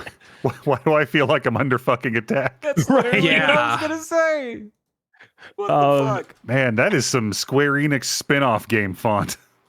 It is. They No, advertise it as it looks like Dynasty Fairy Warriors Fencer F, Diablo. I think. It does look like Fairy Fencer, Oh, but yeah, that's God, it trying to does. look like Square stuff. This is wild. Yeah, no, it's all you fight hundreds of the same goblin, as you can see. This runs really, really badly, doesn't it? It runs better than I expected, but still pretty bad. The funniest part of the way it runs, though, it's running smooth. It's running like locking 50 to 60. Okay, you have to understand something. Uh-huh. When you kill a goblin, they fall over. It's fine. They stay completely still for a second, just a corpse on the ground, right? Uh-huh. And then they Aqua Teen style explode. What? So when when you do a special move that kills like 100 of them at once, they all fall over and they all explode at once, which causes the game to completely freeze. Oh my god, guys. Like this game is bad, but I was laughing so much every time that happened. And then, of course, the explosions all have like a generic explosion sound effect too. Oh, of course. So it's like 100 of that overlapping. And I'm dying. Jesus. Unfortunately, unlike a Dynasty Warriors game where you'd have like a stage that's a developed map in some way, this is we're taking inspirations from Diablo, so it auto generates a map. Only by that I mean I've modeled like 3 different parts that look kind of like a temple that's covered in grass, and you go between those 3 different parts paved together randomly. It's terrible. Lord. In the way the entire level works is kill this many monsters and it'll open a portal to a boss fight. This sounds like a really great game Yeah. and a fantastic time.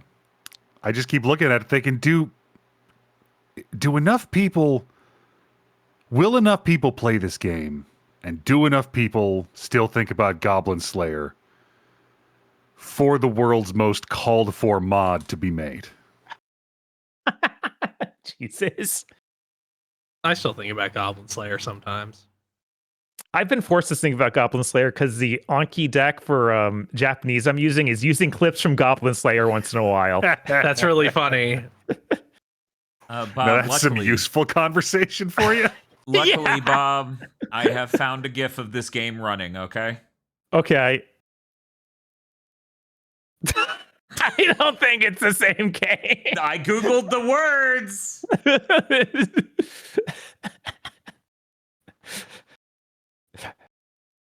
The boss fights are surprisingly competent. Like, you have to learn their patterns, and you have like if you dodge at just the right time, you get to do a counterattack sort of thing. It's not as terrible as you might think.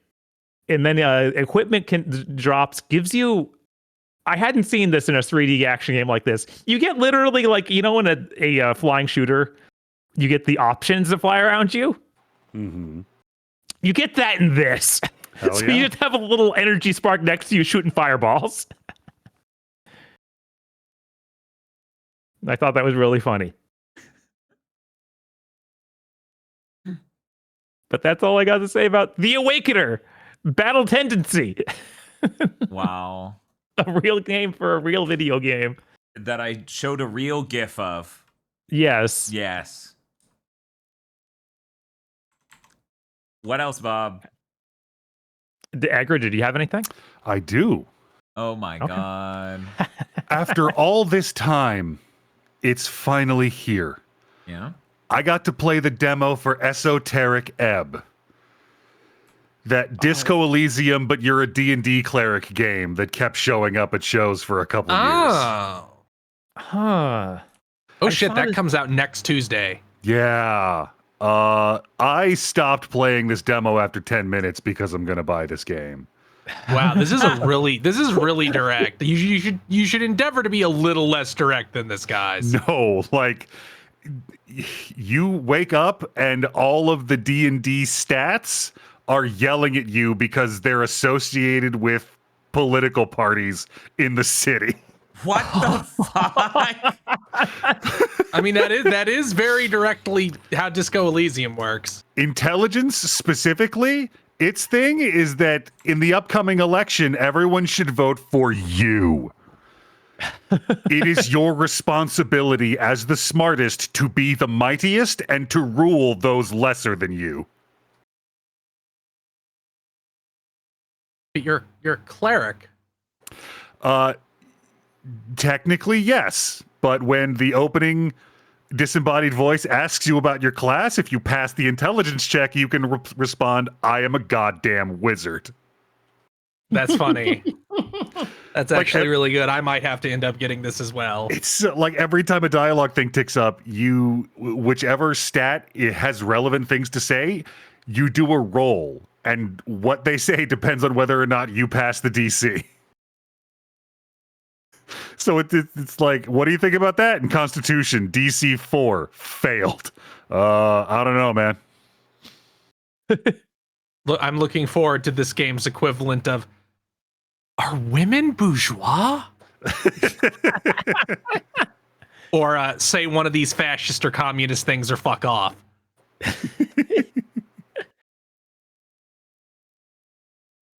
I feel really bad that I wasn't that interested in trying Disco Elysium, and I don't care that much about D&D, but I'm actually kind of excited to try this. Like you open up the game and it gives you the stat screen, and like on the left it's like strength. This is what strength is for. And I wish I'd taken screenshots of it because the description of the stats is unhinged. Like the role Constitution plays in the game is like you get more hit points, and also you're able to withstand poison, and the wisdom that is in the bottom of your gut speaks true to the universe, and you are friends with the voices in the wall. Clerics with low constitution will die more easily and are not friends with the voices in the wall. What? It is true madness. I was hooked immediately. You said this comes out when?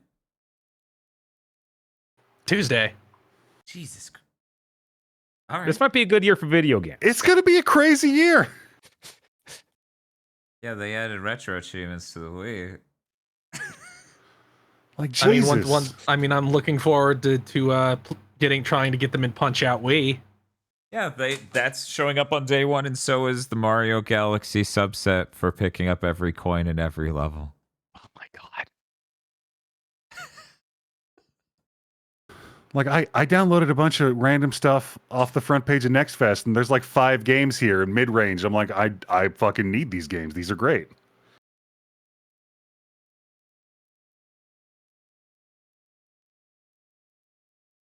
That was Esoteric Ebb.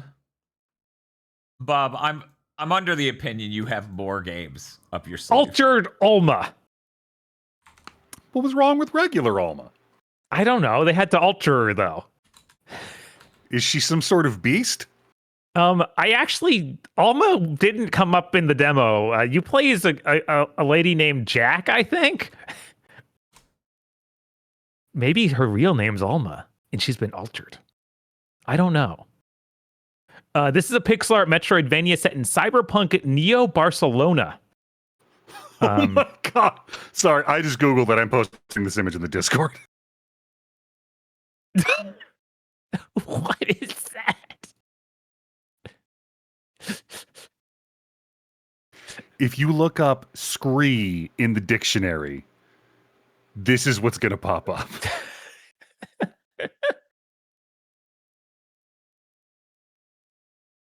This is another Metroidvania-like game where your main character has a Mega Man X-like wall crawl. Weird. I don't know why that's the thing this year, but I guess that's the thing this year. Apparently, this also has dating sim mechanics. Like, if you will watch the trailer on Steam, there's like sex scenes that don't actually show anything that they show in that trailer. Because this isn't a hentai game, which I might have accidentally downloaded from Steam Next Fest before, but not this time. I thought about doing it as a bit. They didn't trick me this time.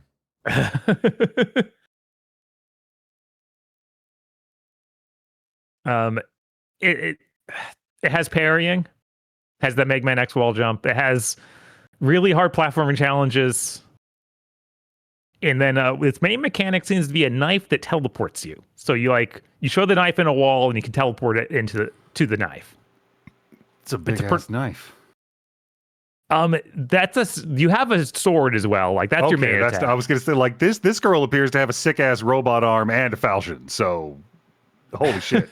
Right. So a lot of the platforming stuff is actually based on, like, you have a very short range for the knife and you throw it into a wall and you're like supposed to throw it above you to the ceiling repeatedly to go across the ceiling somewhere. It's like, this is a neat idea. I don't know if it's that fun.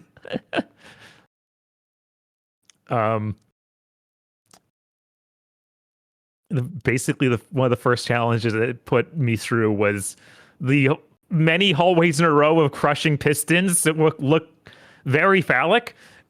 And I'm like, what's going on here? What could they have meant? I feel like the whole thing sits just a little bit too far, or too difficult in general. Like I went through a large stretch of the crush hallways with no checkpoints at all. And I was just kind of like, man, please. Well, I guess I'll stop playing now after failing it like 5 times.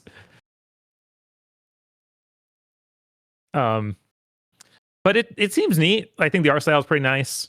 I think the pixel art's great, and then the character portraits don't match it 100% in my opinion, but they're not bad. Like they just look really different. Do the character portraits match up with like the box art style art they're showing? Kinda, yeah. Okay. I really like the design there. Yeah, it's a neat design. Yeah, they're really cute. And it even has like an opening animation, which weirdly, it just plays a song over it, and I don't think the song fits at all. So I'm like, is this just not done? I think that's just what they're going for. But yeah, that is Altered Alma. And it says here on Steam, aggro, very similar to a game I've played, Starfield.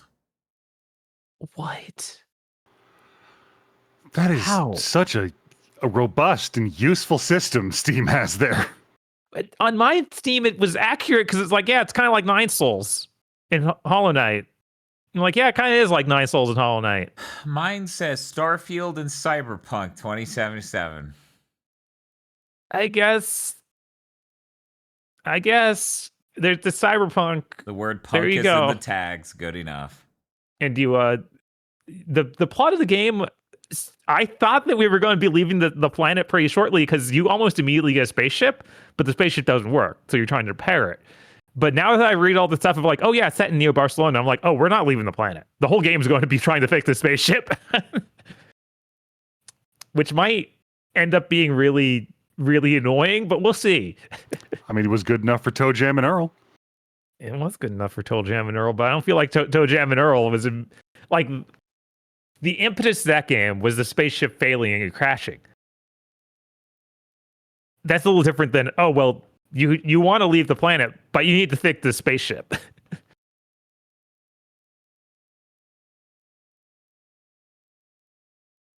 But that's all I had to say about Altered Alma. Okay. Any more from you, Aggro? Nope, that's all I got to. Okay, that's good. That means I've got 2 left, and they are weirdly similar. Okay. I played 2 pixel art 2D action games where you play as a very plain-looking white woman who does DMC combos.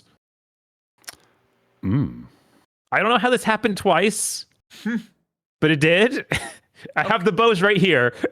I found these 2 nickels. Wow. The first one is Soul Quest. I played this back in 2023. It remembered my save file even. Oh, wow. Holy shit. It has not changed all that much in 3 years. Oh, yeah. We forgot to say the name of that last game, I think, as we were exiting it. That was Altered Alma, just in case we did. Anyways, let's move on. Soul Quest. Yes. All one Soul word, Quest. by the way. Oh my god, I think I remember this. Yeah, you play as like a very average-looking knight lady with blonde hair in a even more plain-looking fantasy forest environment, fighting even plainer-looking goblins and skeletons. A lot of goblin hate in this next fest. There is. Typical goblin sympathizer. No. Man, I more than once I've gone looking for a clip of that, and nobody fucking played Knack. It's true. Oh, actually, you know what? It's not true. You know who's playing Knack right Yeah, I've been now? seeing who's playing Knack. That's great. Sebmo? Jeff Gerstmann's playing Knack because he wanted Oh. to find games for his kids. He's like, this game is trash. This is a Yeah, bad for some sure reason is. his son loves it, and that's incredible. It's so good. Valium. It's so good. Anyways, I really hope he does play Knack 2, because fun fact, Knack 2 was never made free on any tier of PlayStation Plus, so now he has to pay $20 for Knack 2. And I'm like, but that was actually a good game. That's how they get you. They give you the bad one for free, so you got to pay for the good one. Yeah, that's not a good idea. Bob, tell me about Soul Quest. Well, you do DMC like combos in a 2D environment. Mm-hmm.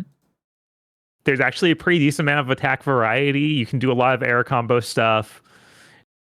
It feels a little floaty and not great, but I think that I feel like the combat has actually improved from back in 2023. From what I remember, it feels a little better than back then.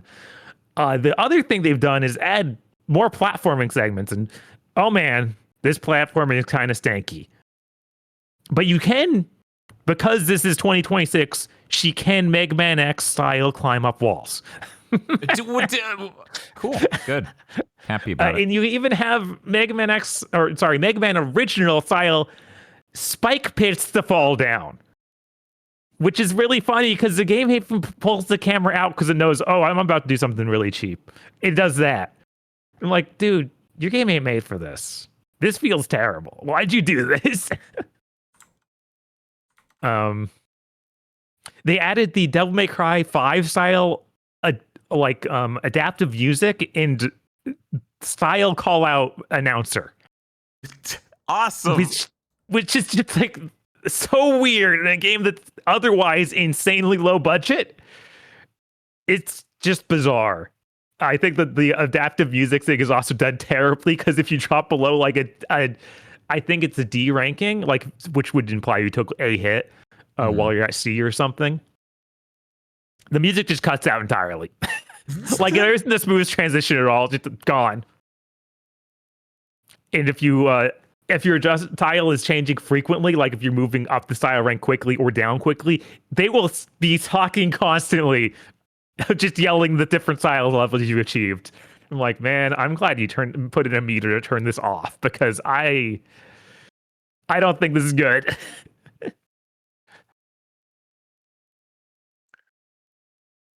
Anything else to say about this one? It feels weirdly still incomplete. It feels like this is a game concept sort of demo more than an actual, this is a chunk of the game. The game is real and happening sort of demo.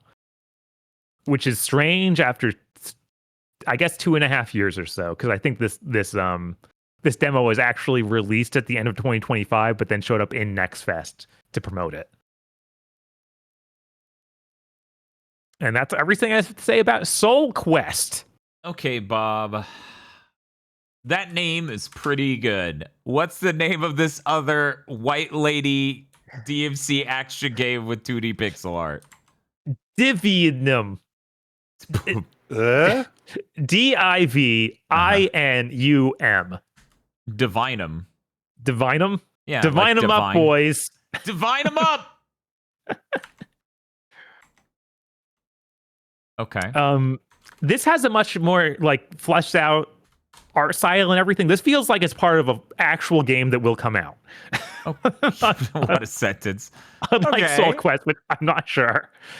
The art almost looks like in animation going for a Prince of Persia original sort of look, where there's a lot of frames to like you're running and stopping and everything. I see. It's a little bit more grounded than Soul Quest.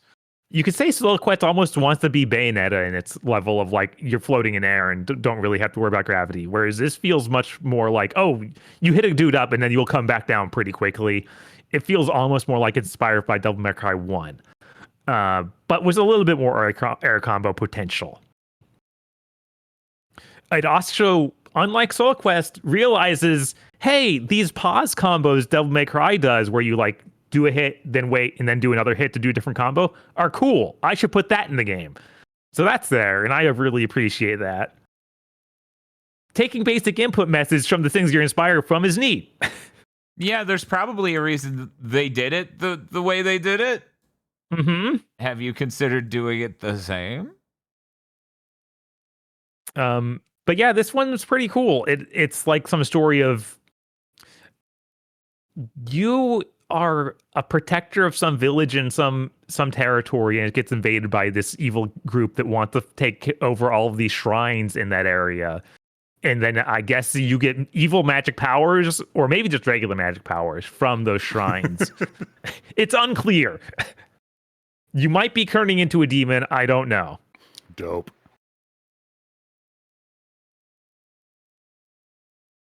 But there's the demo doesn't give me as much as I'd want. It looks like it's going to be Metroidvania, unlike Soul Quest, which was going to be in level to level sort of thing. Because there is a Metroidvania style map, but the demo is mostly just combat rooms. Like it even is sets up itself, kind of letting you know that it's not what the full game's going to be. Like it has an intro level that lets you see like the structure of the game, and then it's like, okay, then you can play this, and it'll just be like a set of combat rooms that are all placed in a row that you can redo to get new different rewards from. And it has a pin system, kind of like a Hollow Knight, where you can put on a certain number of the pins, and they all have different attributes that affect stuff. It seems like that's how you build up your character. It seems really neat. I will probably actually pick this one up when it comes out. I had a lot of fun just with how heavy all the hits felt. Like when you do a powerful hit, like things like bounce back and smash the pieces, and it has a really nice animation on everything. But unlike other games this time, instead of the Mega Man Exile wall slide, What? she slides on the wall, but then when you hit the jump button, she jumps away from the wall. Like you can't like Oh. You can't descend you can't descend. Yeah. unless there's like two walls right next to each other, right? Yeah. If there are two walls, you're fine. And actually, I got an ability that lets me do an air dash, and I'm like, how many times can I air dash after doing this? And the platforming actually feels good though, unlike Soul Quest. I feel a little bad for Soul Quest. I've been working on this game for years. It feels like Divinium is going to take all its thunder. It's okay. Neither of them would have any thunder. That's true. You never know. I hope. Oh yeah, and this game has a parry, but it doesn't feel like the game's built around having to use a parry. It's just an option, which I always appreciate. That shouldn't be your main thing. But that was Divinum. Divinum?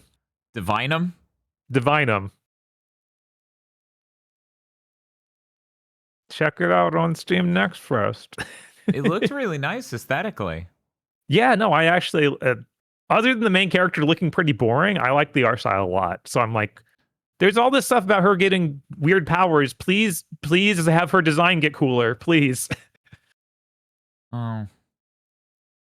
Each their own. That was the end of Steam Next Fest segment, though, right, Bob? Yes, it was. You know, you Man, said her character pouring design. It's pouring outside on this side of town too. You know, you said her character design was not that exciting, but I looked over at chat and someone said, "Ooh, she's a redhead." You know who else is a redhead, Bob? I don't. Scully from X-Files. No! Ah. No! So, I forgot to do our update last week. Masami and I finished the entire original X-Files series. Uh-huh. The last I was episode. there for it. It's great. We unfortunately. dragged Bob in for the last episode of the original series, which was double length, and we watched the movie they made a few years later. The original double length episode is them in a fucking doing a military trial, so it could happen in just any room, recapping the series briefly through a very, very specific, downright ignorant filter and lens to just bring up things that are convenient for them or they thought would be neat to remind the audience of. And then it involves running around like dipshits at the end and then blowing up the smoking man as he sits in a building. Oh, I should have. And then blowing up the smoking man as he sits in a building. Okay. It's really dumb. I don't want to dwell there. We don't need to talk about that. We need to talk about the movie. Before we get to that, though, once I got through this, I was like, this was so impossibly bad. I didn't think they could have made something this bad. They can't make something worse, can they? Some people listen to our content, Bob, and they think we hyperbolize and exaggerate for the sake of comedy and anecdote. Uh-huh. What I'm about to say is the text of the movie X-Files. So they made a murder mystery thriller, a psychotic thriller that is somebody's killing people and they're all girls and we need to figure out why. Whoa, what does it mean? And I shit you not, the entire plot of the movie, it doesn't touch on anything from the original X-Files series. Apparently, Chris Carter was like, oh, I didn't want to do that because it's been so many years since the original series, you know. I just wanted a clean on-ramp for new viewers. Anyway, so the movie instead is about a convicted... So trigger warnings for this entire thing. This is a repugnant movie. I'm playing the fucking Dragon Quest spoiler music, so you know when this shit is over. Yes, it's the second movie. Which is, I think, called I Want to Believe. I Want to Believe, which is insane because it has nothing to do with the fucking series. Anyway, the second X-Files movie is about a convicted pedophile rapist Catholic priest who had psychic powers helping them solve the murder mysteries of a gay couple, one of which was the person that the priest, and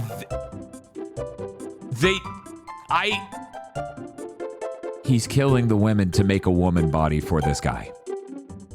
That's the plot of the X-Files movie. The redemption of this pedophile rapist who's a Catholic priest because he helps them track down the gay couple, one of which was, by him, who's been murdering girls to make a body for him. So something about this has made me unbelievably unhappy, Noel. What? This plot point is in Dragon Age 2.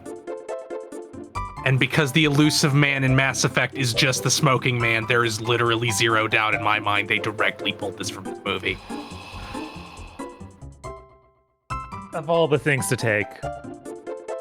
It doesn't have the trans angle, but it does have a psycho murderer making a woman from pieces of other women.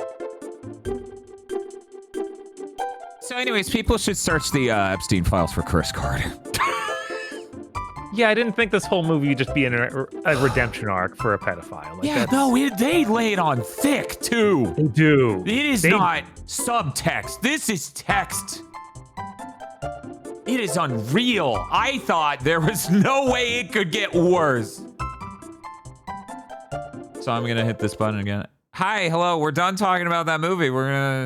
Masami and I watched 3 episodes from the newer series. That's, from a few years back, several years back. So 2016 or something, 10 years back. The first episode's terrible, and it's like, hey, you know how your dad is way too into crackpot conspiracy theories shilled by right-wing podcasters? They're pretty real. That shit's real. It's like, whoa, this is a terrible opener and I hate this. Fuck this shit. I no longer want to believe. And then the very next episode, they just drop all that. Of course. They just literally drop all of that. And then 2 episodes later, I think it's episode 3 from season 10. Let me double check. Season 10, X-Files, episode 3. I want to make sure, just so people can. This is important.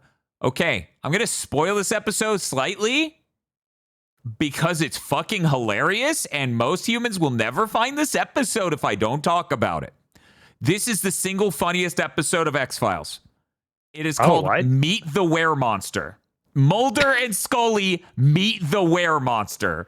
And it's about, I shit you not, a lizard man who's bitten by a human and becomes human during the daytime and gets impulses to go hold a job and eat fast food, and it's fucking hilarious. It is so funny. I was crying. It's incredible. It was so good. It's a really funny it's a really funny episode.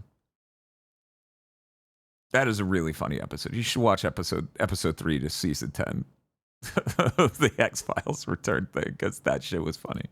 I will warn you, in a tangent very similar to the movie, there was one joke in there where I was like, that was almost funny, but then you just stepped a little too far and got phobic. Thank you. Transphobic. There's a theme with Chris Carter. I think something's wrong with that guy. Check the files. Anyways, so it's been pretty good with episode 2 and 3, and I hope we continue that arc and that it's not more like episode 1. Episode 2 had a guy who's like a dumpster man, like literally just a trash monster. It turns out he's a tulpa. And we were talking about something during our Game of the Year recording earlier that reminded me of it. Because this dude, when he kills people, he literally just full standing, grabs one hand on each arm and just rips them apart. Just from a standing position, yank, and the shit comes out. One time he rips off an arm and then a fucking skull and the whole spine comes with it. Oof. That's a fierce fucking tulpa golem. Protected the homeless. Anyways, if we can keep like the episodes 2 and 3, this will be fine. And I'll be like, wow, this is like maybe the best X-Files has ever been. But I know that shit in episode 1's coming back. Because they literally named the 6th and final episode of the season the title of episode 1, which is like The Truth or something, part 2. So I am not looking forward to that shit. But the comedy episode was fucking hilarious. That was great. Anyway. That's it. That's the X-Files segment. What's up? Has 2012 come up again in that new series yet? Oh, Bob. Oh, Bob. They ignore everything that's inconvenient for them. They ignore everything. They're like, remember when you two left the Bureau? And it's like, yeah, you mean when we fled the country and were considered illegals because the FBI was being run by aliens? You mean that? Yeah, that. They ignore that. They just... You left your job. You're back now. Yeah, it's you X-Files left the job. again. You weren't chased out after a fake trial? Weird. Yeah, we don't remember that. Anyways, come back and be X-Files. And they're like, okay, I'll come back and be X-Files now. That's the show, Bob. Incredible. I'm so excited for the next version where I don't know if Mulder and Scully are even coming back. They announced a new actor or new actress for it. It sounded like might be just a new set of agents. I don't want to be mean. I don't want to be mean, but I am actually watching these episodes, and David Duchovny's old enough where it sounds like an in-between, where on one end of the spectrum is how he used to sound. In the middle is how he sounds in the season, and on the right end of the spectrum is Mr. Plinkett. Because he'll do one of his Mulder monologues, but he'll have a little too much of this sound in the voice. Yeah, I could, thinking about the way that he talks in general, like it's easy for that to transition into a weird Plinkett rant. Yeah. And so it's like, I'm dying because he'll be like, everybody knows lizard men don't live for 10,000 years. No. And I'm just like, I'm dying.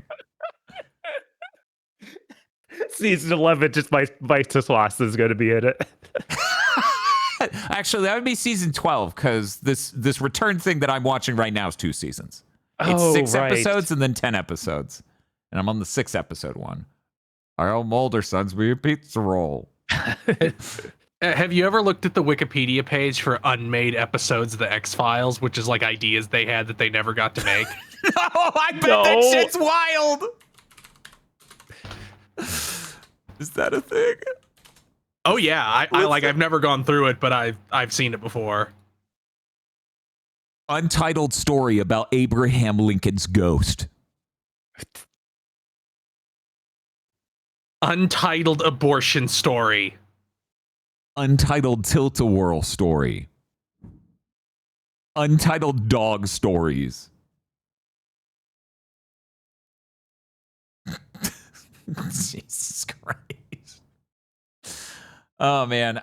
Fun fact, we didn't we didn't talk about it, but with the original series ending, Chris Carter wanted to have the very original ending of the series being like, we show George W. Bush saying, "Oh, so they know."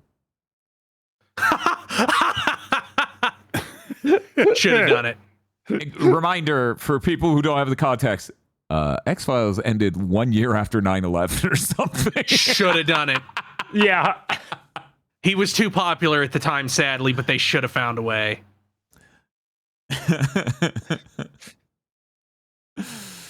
Anyways, Bobbins Robbins in chat says next Noel should watch Lone Gunman. I'm hitting the spoiler music. I'm gonna give it. So in the last 6 episodes of the original run of the X-Files series, they hijack a whole episode to tie up all the loose ends from the canceled Lone Gunman show.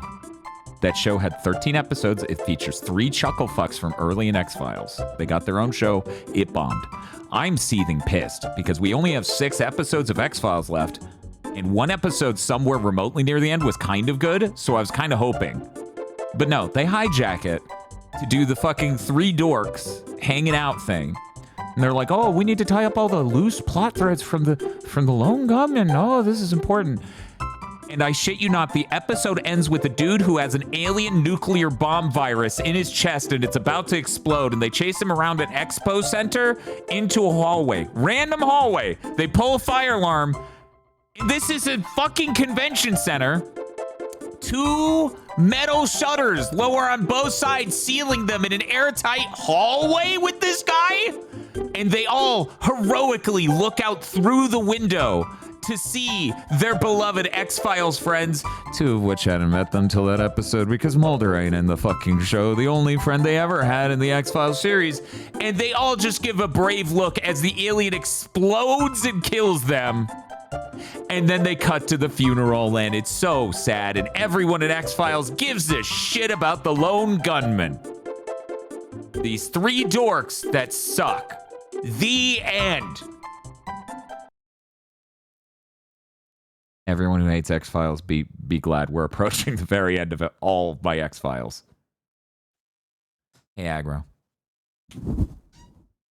Oh, he's asleep. X-Files After this, provider. will you finally watch Breaking Bad? Since it's Vince Gilligan. Oh, yeah, I forgot to say the conclusion of that. No, I'm not watching the fucking Lone Gunman because they hijacked the show I was watching to tie up loose ends and then fucking kill them. I'm not watching the Lone Gunman ever. Fuck them. Anyways. Pablo. Oh, fuck. Oh no, what's happening?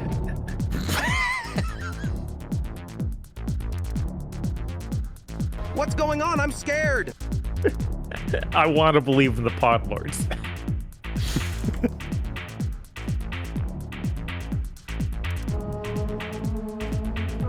Yes, that's right. The Podlords. Podlords such as BN12, Red Blaze 27, Suzushiro, Rado, WTF Spider-Man, the Sony System. So you seem to have stitched together the face of Herman Holst and Jim Ryan, and it looks horrifying, and they're pointing at a thing, but I can barely read any of these words. Right? It's just too low res. I'm sorry. Yeah, this Star Trek episode sucks. That's all I can think of is just this dude shows up in an episode of TNG. It's true. They call him the Traveler. His neck is huge. God, he looks like early Space Marine art, just wide. Yeah, he does. That's messed up. Muck Bun. Congrats to Kodaka Uchikoshi Dream Team for catching all these BTD Goaty W's. Kaku moments before sucking. Yeah. Yeah. Chris C. is very behind on podcasts. Cooper Tank. Happy retirement, Phil. We'll miss clowning on you. Oh. Doesn't he Looks know so his wide face under is there. much? Yeah, I know his face is much bigger than that. Right? Why did no one let him know? Indigo Sykes. Chris. Forgot my play date for 3 years. Giving it a chance. Cool. Devil Daggers 2 is under development. This is not a drill. No, it's dagger. No, it's true. A raccoon that is looking for some good vibes. That is a very albino raccoon. He's a Very cutie. clean raccoon. He's so cute. There's another word for that. Adorable? No, the thing where you're not actually albino, but you do lack pigment. Sarlene. Leucistic? Something like that. Yes. Timothy Pfister. The Hard M. Bearded Joe. And Lord Richter's Game of the Year 2025 is Look Outside. No other horror RPG does it quite like this game, and it was a ton of fun. Was that necessary? Do you think doing that to look outside, was it not horrific enough already? I don't think. Oh no. No. No. Why are they like this?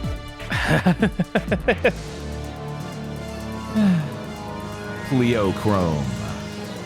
Anonymous was snubbed for Scrimblow of the Year. His fun facts about cryptids made Urban Myth Dissolution Center tolerable.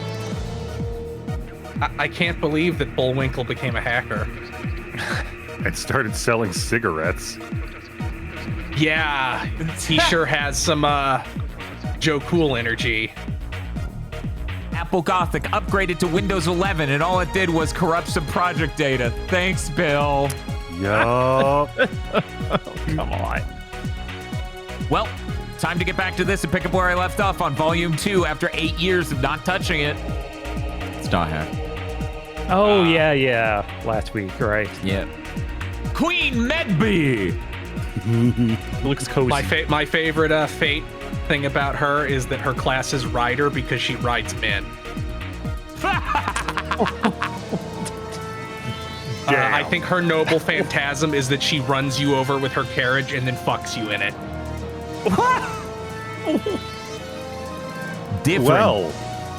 Different dimension demon marksman King Tell. This one has a really different vibe from all the others. He does. Like William Tell, what the fuck? Right? I'm trying to figure out his pants. I don't think I will solve the mystery. Chaps. They're like what hammer does it pants have to that know? are chaps. Kind of like this one. Yes, I'm still telling you to call Noelle cute.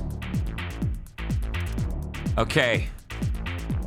People who are listening to this live and on desktop, man, you really fucking won out this week. Game code provided by Square Enix.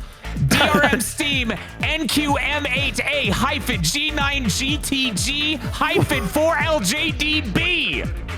Go, Did you try go! Yeah, I was gonna say, did you try to redeem that before? This is for them. That's great. I wonder if it actually is anything. I wonder look. if it's Ye Not Yeah. Souls. Yeah. This is provided by Square Enix. Oh, that's true. Oh, Macarin got it. Nice.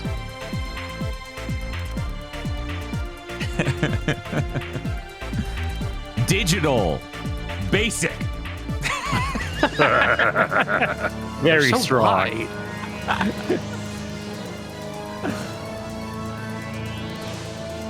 This guy. Back to normal Zatch Weirdos next week. Jesus. Another one I don't remember. You're so good at picking these fucking freaks that my brain didn't metabolize at all, because I only really remember the people that Zatch and Kiyomaru kick the shit out of. Or one of the other major characters kicks the shit out of. Andrew. 20 inches of snow. The delayed onset muscle sword is gonna go crazy. You know, you had to shovel that shit, huh? people were saying I was gonna get that for my 2,000 calorie 4.5 hour workout, and then I didn't. So Look, just buy one of those yard flamethrowers and use that to get rid of the snow. there's gotta be a better way.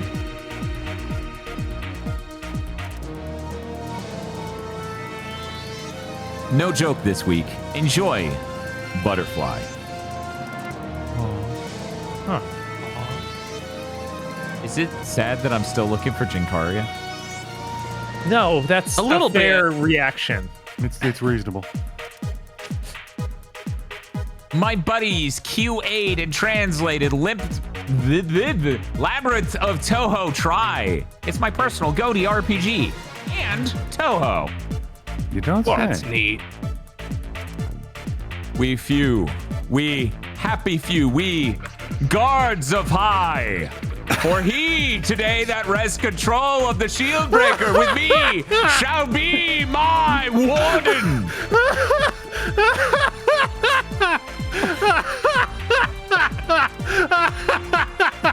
This is out of date. Yesterday its peak was 600. Who? Okay. Who is this? That's Henry V. What are you talking about? Okay. Okay, great. I think that's the. Incredible. It's high guards. I think that's the Laurence Olivier version. Jesus. Sadistic, autistic. The newest Ultra Kill layer, Fraud, is fucking incredible. If you're a sicko freak and have a really strong PC. They're still adding stuff for Ultra Kill? Release the game. I think that is the release. Okay. Yeah, I think that was it. Right? Let me see if it's still early access. Oh no, I'm Says putting it's still Battle.net. early access. Oh no, Battle.net, no! Yeah. Is it gonna have 9 layers then? Jesus fucking. Oh, I guess it will, because there's 9 layers of hell, right? Oh yeah. Harakite go. His plan, we'll never know. We know the plan Dude, plenty well. This was his plan. It was a bad plan. Yes. Very No. much like this character you're No. showing here. No, I heard Paige did this. And I why? can't believe Yoshi ruined the bounce. I know. Continue. And I am also in this Podlord segment. Thank you very much to our Podlords.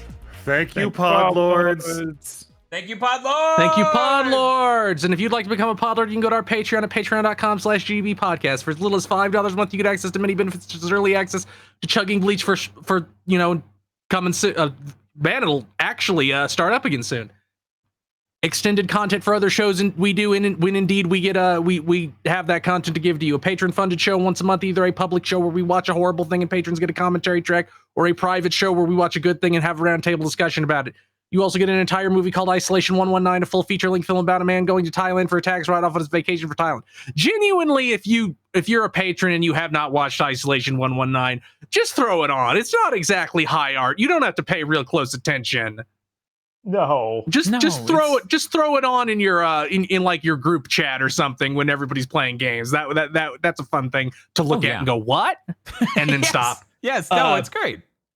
And other benefits. Patreon.com/GB podcast. And if you don't have any money, it always helps to tell your friends, rate us on Thursdays, rate us on your podcasting app of choice, and like, leave a comment, and subscribe if you listen on YouTube that way right now. Patreon.com/GB podcast.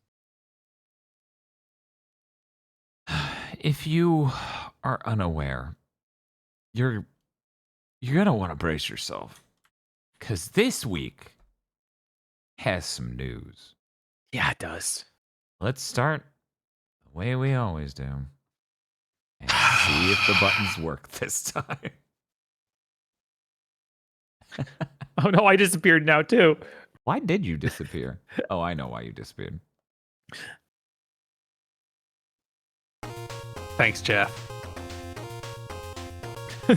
Why are I don't like Hamster Chief being in here. It's our moral support, Hamster Chief. They deserve better. Shake up at Xbox. Phil Spencer is retiring, despite them saying last year that he wasn't going to retire until that new Xbox was out. Sarah Bond has been fired. They say left, but she got fucking fired. Let's not pretend. Right. Matt Booty ejected onto a life raft to the AI division. Asha Sharma is the new head of Xbox. She is an AI lady from Instacart. She promises not to ruin Xbox with AI, which I guess makes sense. It's going to be dead soon, so not much to ruin. There's the fact that they ejected Matt Booty. Did he get ejected from the Xbox division? Yeah, they moved him to be head of the new AI division. Mm-hmm. Like, or a head of the AI division. I'm pretty sure that's what happens. Like, he's not related to Xbox at all anymore. Yeah, I thought he got promoted within Xbox, but they just changed his title to be weird and vague.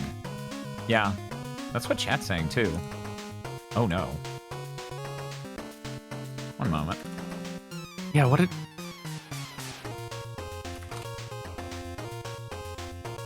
Promoted to Chief Content Officer. Yeah. Okay, I thought they shoved him into some kind of AI role. No, they wanted to rebrand what his deal is because they're about to just kill a bunch of teams at Xbox, and now it's not his fault. Mm-hmm. No, that's personnel. I'm content. Yeah. Uh-huh. Uh-huh. They also said, like, we're still really focused on first party. It's like, no, you're not. What's the point of lying? Like, you're not going to ship that new Xbox, especially not with component prices the way they are right now. Like, why fucking pretend? Because people will cancel Game Pass? That's going to happen anyway when you don't ship another console. Right. Like, that's completely dependent on that. Man, this shit is so fucking wild. There were so many things that came out immediately after this announcement. Yes. Asha Sharma is a weird birth rate crank and thinks that AI can help with declining birth rates. Yeah. So there was a couple articles that tried to pin every single thing on Sarah Bond. I call bullshit. I have no idea how much is actually her. I'm sure some of it was, but the weird attempt to exonerate Phil Spencer with, like, he had nothing to do with anything because he was busy trying to organize Activision into their structure. Which is It's like, he sure still had to sign off on it. They even tried to pin the entire acquisition of Activision on Sarah Bond. Something That's insane because we know for a fact that Spencer took that to Nadella. Yes, Right. and also we know the fucking Game Pass paradigm is all Phil. We have so many countless interviews about exactly that. And so, like, in a best case scenario, we know his ass did those two things. The third thing they're trying to blame Sarah for is the Xbox, this is an Xbox thing. It's like, okay, Phil has self-described his two jobs at Xbox being managing and PR. Both of those are very directly responsible for the entire branding becoming everything's an Xbox. Yeah, they were working those- on like that idea for years before they rolled out the actual advertising campaign. Those articles say, well, she had complete control of marketing while Phil was focused on organization, which again I call bullshit. This is such a bizarre attempt to whitewash his tenure, which is really, I cannot stress enough, really fucked up. Like it has been bad enough dealing with how he's been presented by the media this whole time. For this to happen at the end, her to not get the promotion, someone in AI who's been at Microsoft, I believe it was 2 years, to swoop in and get that position, Sarah to get completely dumped with all the shit that clearly Phil had control over, and then that's not enough. We need to get the media on our side. It's fucking unreal. Yeah, and of course, people they roll out to talk about this are the people like from Windows Central, from The Verge. I can't remember the name of The Verge guy, but he is Tom Warren. Yeah, Tom Warren, who's always like obviously just he's in the pocket of Microsoft. Just barely better than Jez Corden, for Christ's sake. Right. Yeah. You're basically just reading PR when you read whatever he writes. And Seamus Blackley, who was one of the architects of the first Xbox, is like, yeah, she's there to hold Xbox's hand while the life support turns off. Yeah, which he would know. He would know exactly how Microsoft works because he was there for a really long time and launched Xbox, and he knows. That's exactly what's happening here. They're shutting this shit down.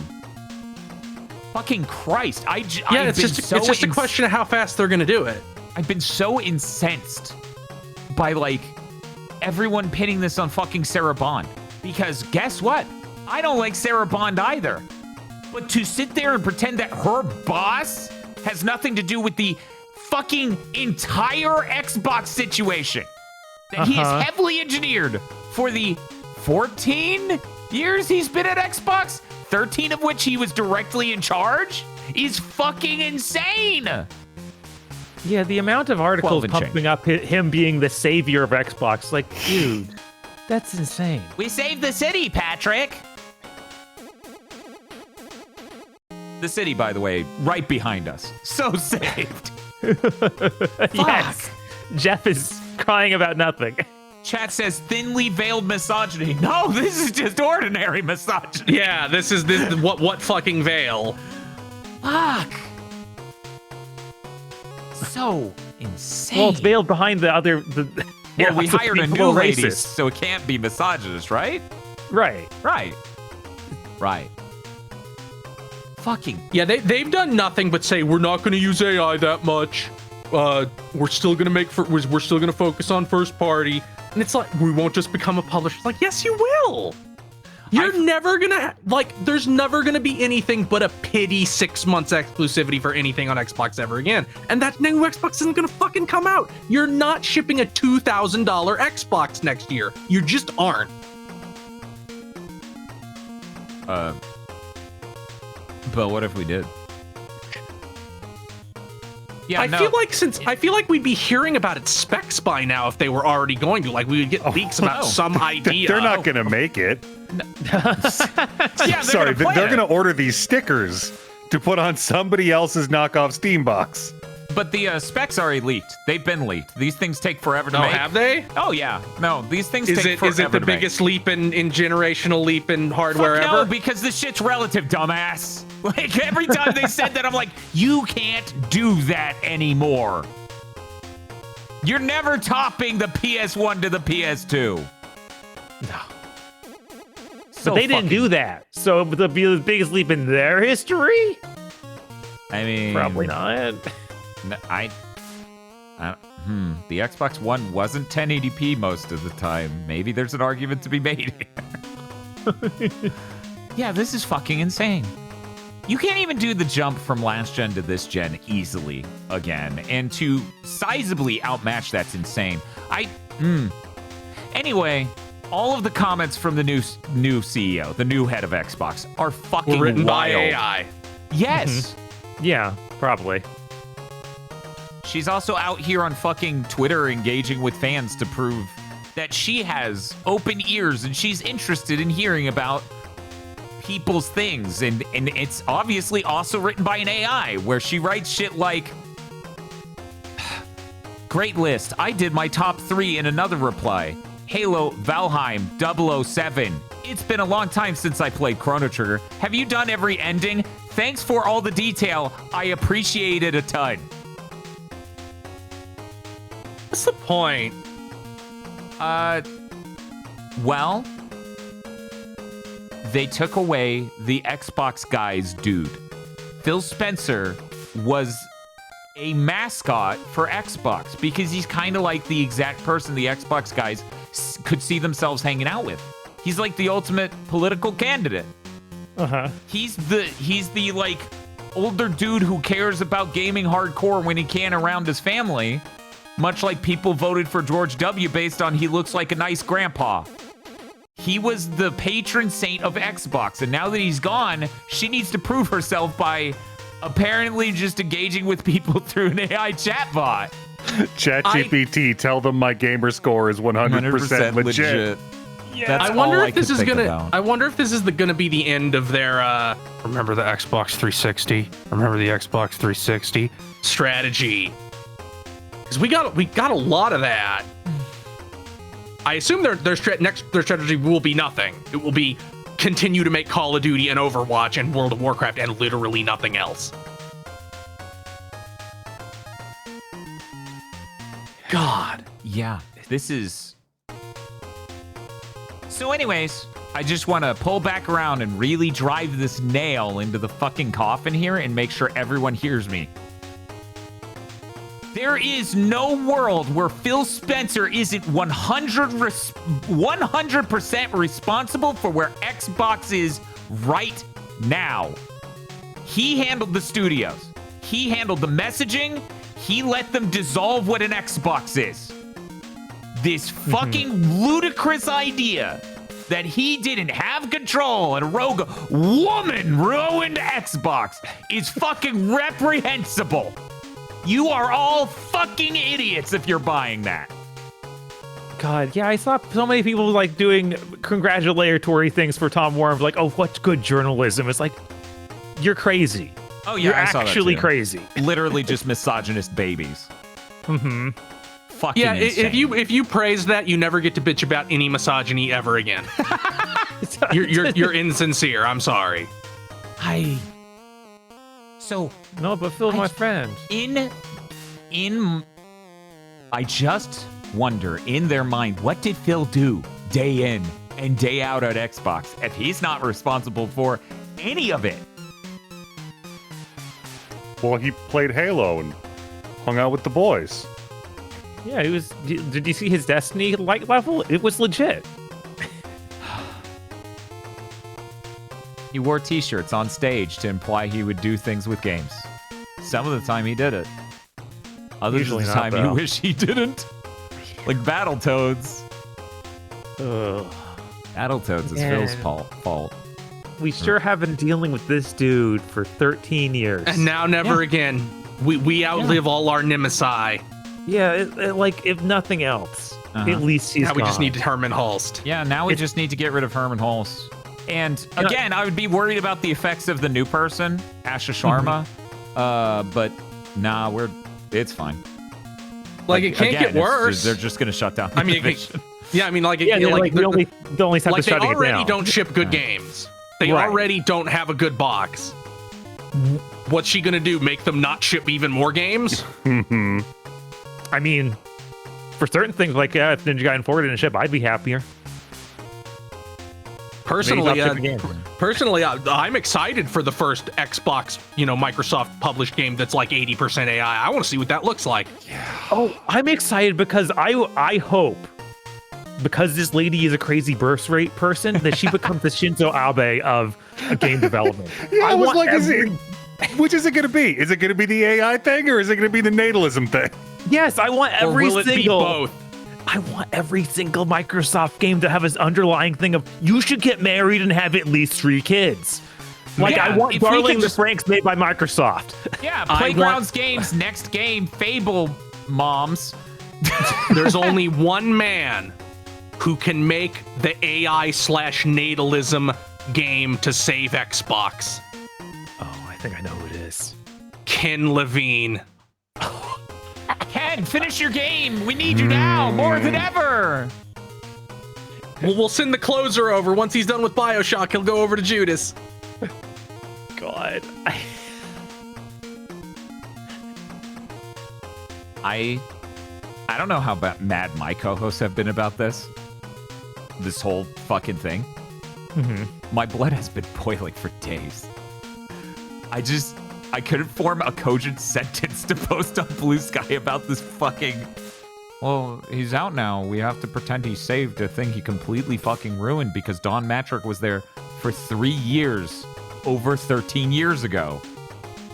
Yeah, I can't it's like believe there are still people mimicking or like parroting that thing of like, oh, we lost the most important generation. It's like, what? You Bro. had 13 years and you couldn't get things together? You had that whole generation to Nintendo not came completely back fuck from it the up. Wii U. Right. We keep saying over and over, Nintendo came back from the Wii U. Sony came back from the came back PS3. Yeah, exactly. What's your fucking excuse?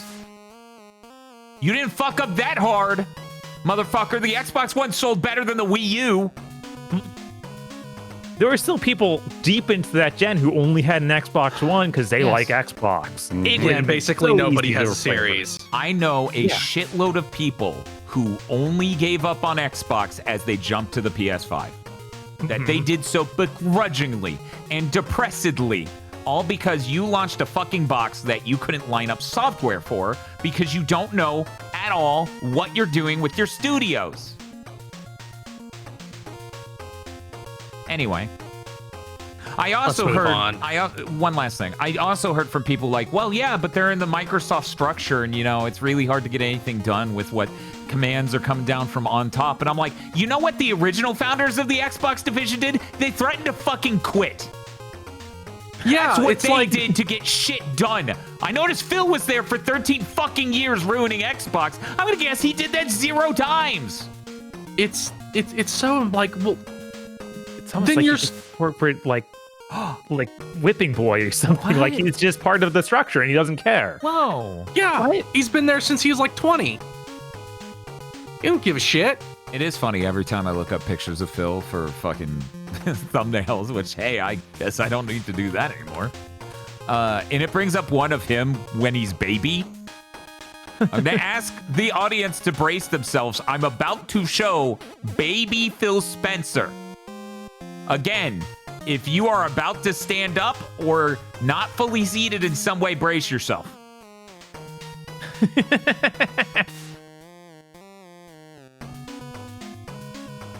It's been a while.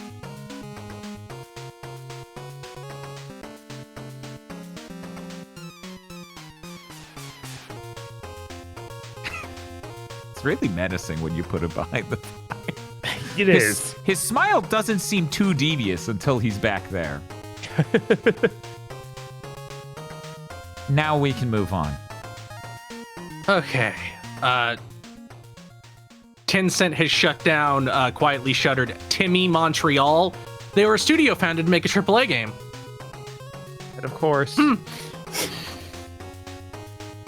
Here is what I am calling the most insane story of the week, possibly Whoa. of the year. Okay. So there is a publisher named Finji. They published I think Night in the Woods, and they are also publishing, God, what's their current game coming? What's their current? Where is it? Oh, God damn.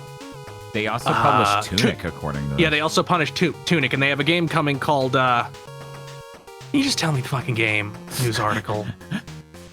Why do you have to make everything so Usual fucking hard? June? Yes, I think that's it. So they advertise on TikTok, and they have all the TikTok AI stuff shit turned off. But apparently, and this was apparently conceded by TikTok, they ended up AI generating ads for this game that did insane things like feature the black female protagonist of that new game, like with a gigantic ass and like dressed like a redneck hooker or something. What the And then TikTok was like, yeah, we did that, but we're not going to take him down. We'll try to make it not happen again.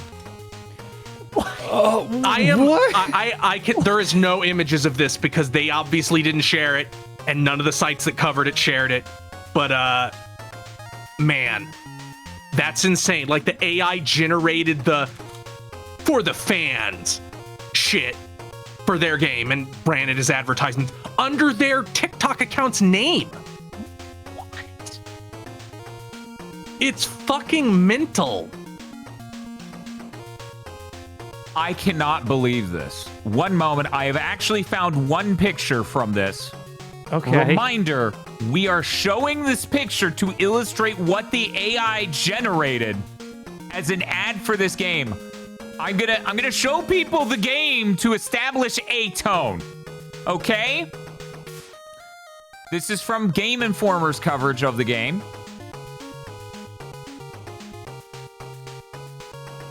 Okay. Yeah. Oh yeah, that. And here's a still image from the TikTok video. Jesus Christ. You've got to be fucking kidding me. That's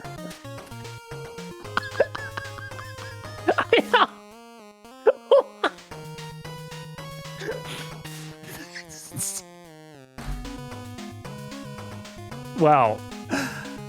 Yeah, this is crazy. I'm wondering if we're gonna get more of these stories. I'm gonna vomit. I feel like we need some sort of way to stop all of this. Please do this with the next God of War. Please. Please, God. I can't. I just. It's such. What a brave new world we live in. That whole new vistas of insane fuck ups are now available to us. What's that old? Is it a Mitch Ratcliffe quote? Hang on, let me. Yes. A computer lets you make more mistakes faster than any other invention, with the possible exception of handguns and tequila. Yes, that. Yeah. And now even faster than that. At Shen Comics, I'm stupid faster.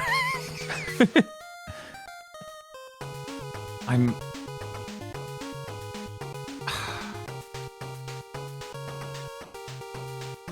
This is insane. I was trying to find any more imagery or any writing on it, and all I found was a Hong Kong outlet called Game Apps, where they talk about, TikTok using generative AI without authorization, automatically modify the promotional materials. And let me tell you, I only found a higher quality image of the same image. I can't. I'm going to puke. Why do we live in the dumbest timeline? I don't know. That game is just going to have that hanging over it for me mentally. Yeah. That's insane. What the fuck? Okay. All right. Chris, I'm going to say you're right. That is the craziest news story of the week.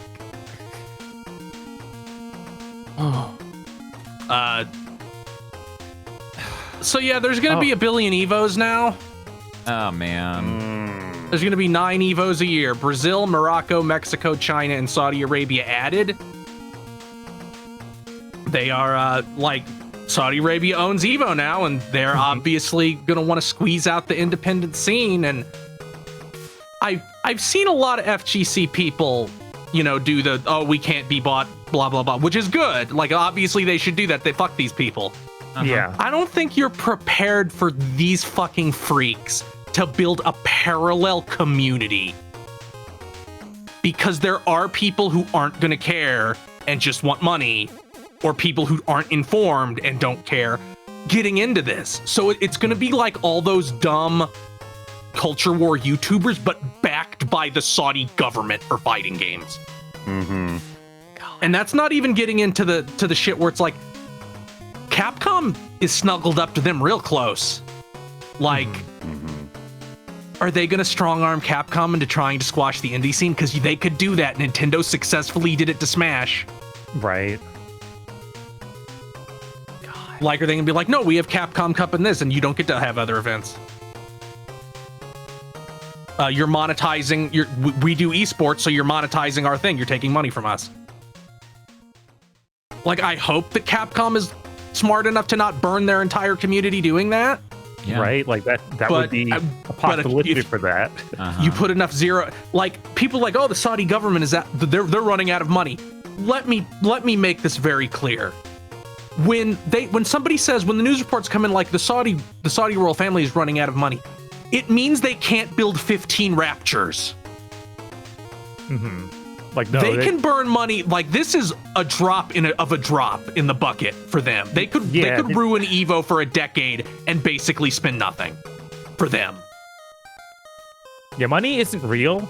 We've talked about this a lot on this podcast, but just to point it out again, they have so much money that money does not exist in the way you think of it.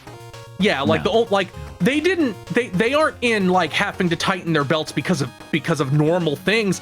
They have that city that's a giant line. This other like they have like 4 mega projects that cost tens and tens of billions of dollars that haven't taken off. That is what's financially straining them. The stuff they're doing in gaming, that ain't even a blip. This is literally just more of their sports washing campaign. So, of course, it's worth spending the money on it. It's almost no money, and it's might positively receive the way or change your perception of the world. It's like Wooly showed. The only way to save us is crushing force. No, I mean, sure. If it saves us, sure. Keep the corporations out. They aren't going to want to go anywhere near that. Yeah. Yeah, I mean, if it happens that this becomes a parallel fighting game community, this is going to be the most fascinating self-selecting group split in a long time. Oh, I'm going to Evo. Oh, cool. Fuck you. Yeah. Yes. So I just looked up Crushing Force because that joke went over my head entirely, and I did not know what the name of that game that I saw that people played was. Oh, this was not a radical manifesto on violence. No, I got that much. I'm like, this must be a reference for, oh God, that thing. Okay, yeah. I saw pics going around. Am I insane or did Mike Ross try to come back? I don't know. No idea. I don't know who that is. Like I think something about this, he tried to crawl out of the sewer and do something. I'm waiting for Mike Z Mike Z's back with Saudi money. I mean, Mike Z is working heavily on that new Avatar fighting game. So that is true. Is he? I thought it turned out that wasn't the case. Is that not the case? I thought that was. Somebody was like, no, guys, like that. You're just jumping to conclusions. Show the class, Noel? No. You can Google it. Yeah. Yeah, I don't know. I just saw something debunking it. Like, okay. After that trend happened, I have no idea if it's true or not. So, okay, the reason I had seen Crushing Force is there was that tweet someone made or Blue Sky post that was like Pat and Wooly both ran into cryptid fighting games or something in the same week. Oh no, Pat played Atlas, the thick there we furry go. It was furry game. games. That's what it was. Yeah, okay. I just and saw Wooly was the one to Crushing Wooly Force. was playing Crushing Force, yes. Which is the only reason I found about it. I was like, no, that game's got tech. His Pat's like yelling, he's playing a fighting game of a fetish he doesn't even care about. Well, yeah, but it's got tech. Yes. Yeah, and then I saw the edit where I'm not going to boycott a store just because they sell things I don't like. Fair. I saw the edit of the old image where it was like Wooly turned down women to go. It was that edit, but it was for the furry fight. I was in love. That was like so fucking funny. I'm like, I don't know what the hell this is. I don't know what's going on over there, but I'm enjoying the images coming out of this.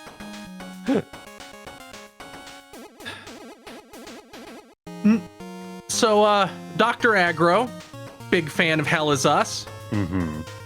Their publisher Nacon has filed for insolvency. Cool. Yeah. They had a lot of debt. They were trying to refinance debt. The attempt failed. They own a bunch of things like Daedalus, the developers of Gollum, and Spiders, the developers of Elex and Greedfall, and they published shit like RoboCop. They even own like gaming accessory brands.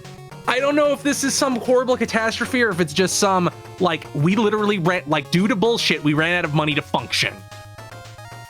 I blame Silksong. God damn it, Silksong. This is why we gave you 15th place on our Game of the Year list. So, Maverick Games, a studio made of industry vets from Playground that announced a AAA open world driving game, is in trouble because Amazon has dropped their plans to publish. Wow, it seems like exactly 2 or 3 years after when you'd finish figuring out what you needed and what the game was and need to start full production, that the publisher went, no thanks. It's not like this is a trend that we report on like every fucking other month. Yes, more industry veteran new studios making AAA games for the industry veteran studios making AAA games throne. Yeah. Full Circle, the developer of Period Skate, has announced layoffs, and our game was super duper successful, even though we were laying people off who are developing this game that is a service game and therefore needs constant updates in order to be successful. That doesn't mean anything. The game's super duper successful. We're super happy with it. Here's a list of games that, as of this morning, had more concurrent players than Skate. Okay. Company of Heroes 2013. That's pretty old. Fallout Shelter. Oh. Shadowverse, an anime card game everyone hates.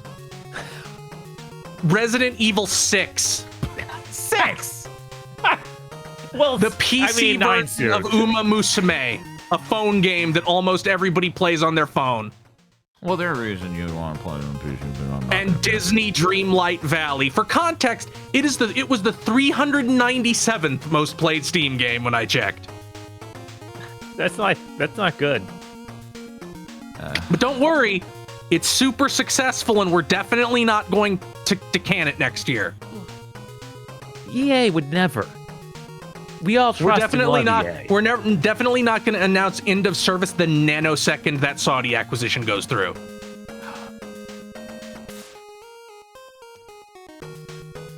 So, industry. Assassin's Creed Hex director Clint Hocking has left Ubisoft. He was previously the director of creative director on Watch Dogs Legion, Far Cry 2, and Splinter Cell Chaos Theory. He'll probably sue Ubisoft too. Probably. Yes. Neat. And in response to all these franchises having the Guillermo family's sons in charge of them, to respond to claims of nepotism, Ubisoft responded, Ubisoft has always been a family-oriented company. Okay. So Wow. like, yes, we are. Yes, it's nepotism. Okay, maybe don't just say that, but okay. I mean, what's gonna do? What are they gonna do? Looks at investors pulling out pitchforks. Yeah, they might all leave. So, Can't get much. Our stock is already at $1. Can't get much lower. hey. That's true. It wasn't it $1.01 or 7 cents? We looked it up. We One. looked this It was up. one. There, $1.01. Thank you. It's not a penny stock. Don't be Yet. yet. As of right now. Maybe by the time you hear this, that isn't even true. I listening to other gaming podcasts and other news roundups, it drives me insane how a lot of them don't seem to have a functioning brain when it comes to the Ubisoft situation. A lot of them actually do just read the PR and take it at face value. It's fucking wild. I feel that like they somehow even don't just notice. doing that should be obvious.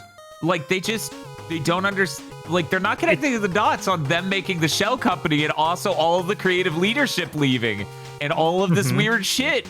Somehow they're all just like, well, they're reorganizing to become more efficient, is what they said. It's the same thing with Xbox. Yes, like, it is. They didn't understand any of what was happening until it was way too late. It's like, yeah, guys, they're shutting down. We've known that for like 5 years. Do these gamers know that they're French?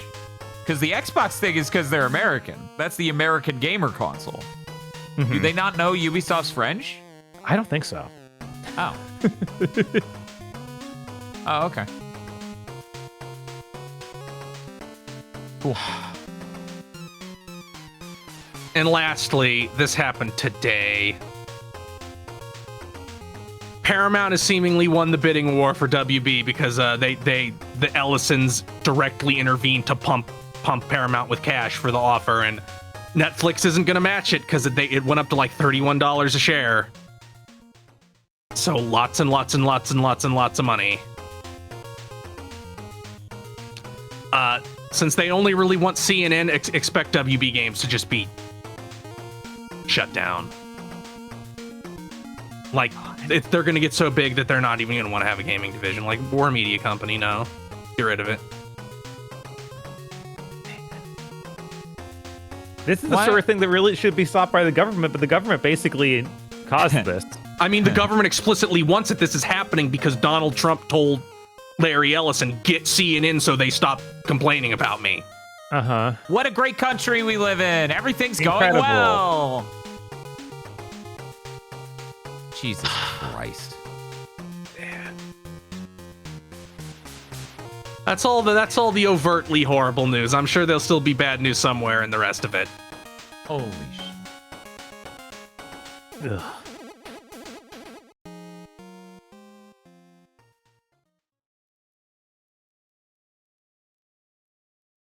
Okay, Jeff's gone. We can move on. Insomniac just... They put up a video that had the splash image of Wolverine, and then it's like, by the way, the release date is September 15th, 2026. Bye. I'm like, what the fuck? What do you mean they announced that? And I'm like looking for anything that could have contained it. That's the video. That's the whole post. That's the announcement.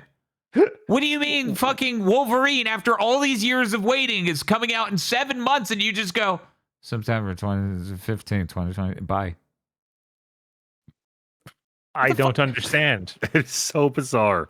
Like that date wasn't ready for that state of play. Right? That was only a week ago or so, or 2 weeks. Uh-huh. And I don't get it. It doesn't make any sense. It makes no sense. Like, you could even just hold it closer to your chest and then have it be a big thing of like, oh, it's sooner than you thought, because September's not soon. I don't think anyone's sitting here like, oh man, that's really close. Right? Like, did you forget to put it in the state of play? Did somebody fuck up? Right? I'm saying someone in chat theorized they did that to make people forget about Blue Point. Most people miss this news entirely. Yeah, When I didn't know Overwatch- about it until I looked at our news document. See? When Overwatch Right. does it, you have to prepare some material for people to see in advance. Yeah, do like a interview even. Like anything. Yeah, do anything. Yeah, they'd have dropped like a title announcement trailer if they wanted to suck attention away from that. It's fucking wild out here. Everything's so stupid now. Yes. Jason Schreier has made a number of comments on our podcast and also on Reset Era, saying that Sony is pulling back from publishing their games on PC. They're pulling back from this initiative. Mm-hmm. He says he's not ready to write a full story yet. Sometimes he just talks about stuff before he's ready to really publish the full story. But yeah, Sony's going to be pulling back on that and not going as hard on bringing their exclusives over to PC. This is interesting because what games do they even have to bring over? Astrobot, a game that's heavily dependent on a controller, and you're never going to sell a game on PC that needs you to have a controller, a specific controller to play it. Gran Turismo Ghost 7, which... Of Tsushima? No, that's on PC. Oh, it is? I mean, Yote Ghost of isn't. Yote. Ghost of Yote. Yeah, that's what Yote I mean. isn't because it just came out, and they always Yeah, run but it's their- all they always put. Yeah, they always Yeah. wait like a year. So well, it's like we don't have a sign that they're not doing it, and that's the thing. The only things that are missing are things old enough where it's obvious they haven't done that. So, Astrobot, Gran Turismo 7, and Demon Souls Remake, and that's about it for this entire gen. And it's clear modern Sony doesn't care about anything, before 2018. Yeah, no. They aren't going back Yeah. into the back catalog. like No. they literally said the Uncharted games don't hold up. We don't need to put the Uncharted collection on PC. Doesn't hold up. Which is fucking insane. Which I forgot which, they didn't do that. That's so crazy. There's a data point in something later that will make that statement seem unbelievably stupid. More than it is on its face. Right, because like on face value, if you think, that's unbelievably stupid. Uh-huh. But like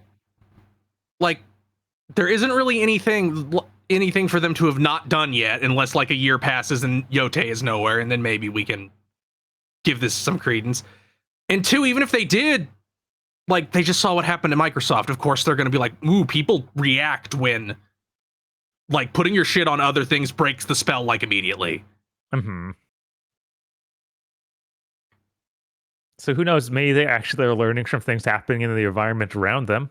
That'd be nice. I don't count on that happening. Right. Yeah. Yeah. Because that's the thing. For people who are fucking not paying attention, it gets so exhausting having to re-explain this. Part of what killed Xbox is that you don't need an Xbox. That is a huge part of what killed them. A decision that Phil was also responsible for. If all of Sony's games day and date came to PC, the value of a PS5 is massively reduced, which is fine. Whatever. But it is one of the many things that killed Xbox. So it makes sense for PlayStation, the people who make money by charging you rent to play online, to not want you to play on PC. Realistically, don't. Because I'm willing to bet that the majority of people who get PS Plus don't play games that require it online, because Fortnite doesn't. Right. Warzone doesn't. Yeah, more and more often these Final Fantasy 14 doesn't. More and more often these games that focus on multiplayer, that are designed to be modern, competitive multiplayer games, do not require Plus because they're free to play. Free to play games don't require Plus. Yeah, so if in like Arc Raiders, fighting games, and Call of Duty, those are like the big three things that you're going to need PS Plus for. Yeah, anything that's a game you buy. So and Arc Raiders, and yes, they have like but High Guards. They have like a 50% attach rate. I can't imagine 45 million people are regularly playing one of those three things. Are you telling me that 45 million people are maybe spending money on a service or a subscription and they don't even make full use of it? Yep. That's the point. Also, get ready. Yet another really funny statistic coming up later in the podcast. Yeah, which, again, we have to look back on. This was one of the main innovations that Xbox brought to this space, charging for online play. Mm-hmm. Yeah. We should never forgive them. No. Not ever. It sucks out here. It's dog shit. They have this 99% margin revenue stream, all these companies, and it's providing nothing for anyone. Ugh. It's okay if you pay twice as much, though. You might get some emulated games. Can't I just pay like $10 for each of those? Isn't that yes, actually cheaper than if I throws down smoke bomb, please? What woman did that? It can't be Phil. No, this was some other dastardly Microsoft woman who invented the subscription to online gaming. No doubt. God damn. That was also Sarah Bond somehow. She went back in time. Oh my God. Windows Central puts up an article with like Sarah Bond on the grassy knoll. Sarah Bond at the assassination of Archduke Franz Ferdinand. I was going to make a clever joke about Terminator Genesis, but then no one saw that film. Sarah Bond handing Adolf Hitler his rejection letter from art school. How could she do this?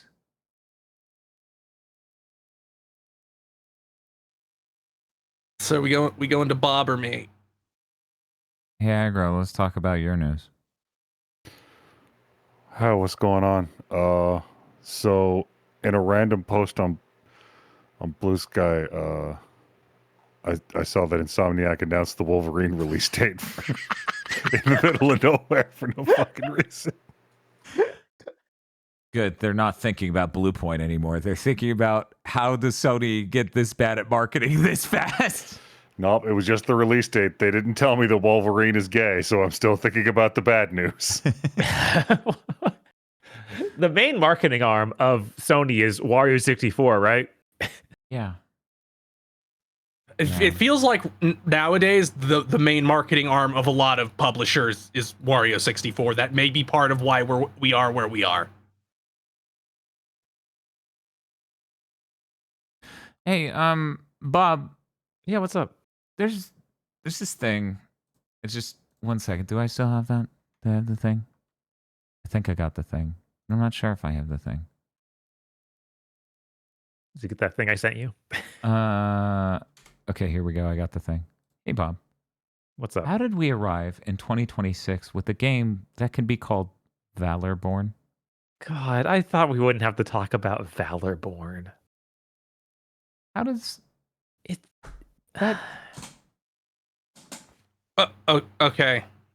Here's a list of words you're no longer allowed to use in the titles of your game. Born. Guard. Watch. Fall. Reloaded. Resurrection. Any other ones that we need? We need to clarify. Reborn counts under Born. We're including Yes. that. Uh-huh. We got Field, Dawn, Gate, Chronicles, Reforged, Rise. Yeah, I Dawn, think- Gate, Rise, all these are... Mhm. Pick a different name. Valorborn. That is That sounds like a joke. that. Yes, that is literally That's the worst one I've ever had to say. That's what that's what I would post being shitty about what will be the final game at this year's VGAs. I thought you were gonna say the final game ever. Like, just the video games are done. Like that and that Valorborn's art all we got. are like the video game on next week's episode of CSI. So in response to this in the Discord I'm in, the fall image got posted. You know what's fucked up about this image, Bob? What's that? It's missing so many falls. It is. But it's got a lot. It's like 6 years old-ish, 3 years old, because it's got Redfall. But it has an Adam Fall, and that just came out. Oh, it does have Adam Fall, Yeah. but it's missing so many falls. There are more falls. Fall is most not okay. You know what's fucked up about this, though? I feel like Godfall isn't even like a bottom tier in this list. I feel like Godfall's doing pretty all right for a game with Fall in the title. Especially if you get the ones that aren't included. I'm gonna give Shadowrun a pass because there is literally a spot where they killed a dragon and it fell. Okay. I don't think light falls in that Destiny expansion. Light doesn't fall, but it has the properties of both a wave and matter. You don't know. You get some sort of light whip in that game, and you probably fall off a ledge. God. Bob, we're moving to you for news. Sure. Yoko Taro is working on a new Ava anime as the scriptwriter. Huh. Keiichiro Okabe is the near composer. He's also working on it. I think it's kind of wild when you can get a job in the anime industry, but you can't make a game. You aren't allowed to make a game in the game industry when you mostly do that. Yep. Anyways, No, I guess I get to blame Final Fantasy 16 for whether or not I like the new Ava.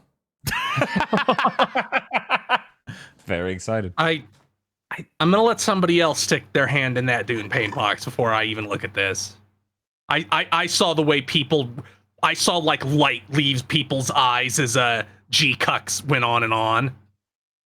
Yeah, it's funny. G-Cuck started out pretty good, and then they needed to And end then it became right old after. men bashing toys together. Mm-hmm. This is the same director as G-Cuck's, Kazuya Tsurumaki. He also directed all the Rebuild Ava films and FLCL. Huh. So it's it's a pretty good track record in general, Yeah, and broadly speaking. right? And Toko Yatabe, who was an assistant director on Ava 3.1 plus or 3+1. 3.0 is that- plus 1.0. Thank you very much. Oh, it's very important. Just wait till the title for this shit gets announced. It's going to Yeah, make you think of that fucking Nier game that's like pie. Yeah, man. I guess both Yoko Taro and the Ava people are known for their horrible names. So, like, Well, yeah. G-Cox is pretty rough. I think this could be interesting. This is the only way you announce a new Ava, and I'm not just upset. Yeah, no, that's I was so strained and exhausted when the sentence started with they announced a new Ava, but I was okay again when it ended with and Yoko Taro's writing it because I'm like, oh good, that man needs something. God damn it.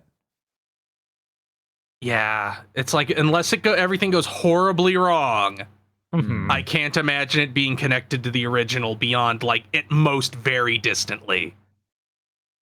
Whatever, do a third fucking timeline. I don't care. Right. I'm like, are they real? Part of me is like, yeah, obviously they should move on to do something completely new. But then I'm like, are they really going to be able to give up Asuka and Rei?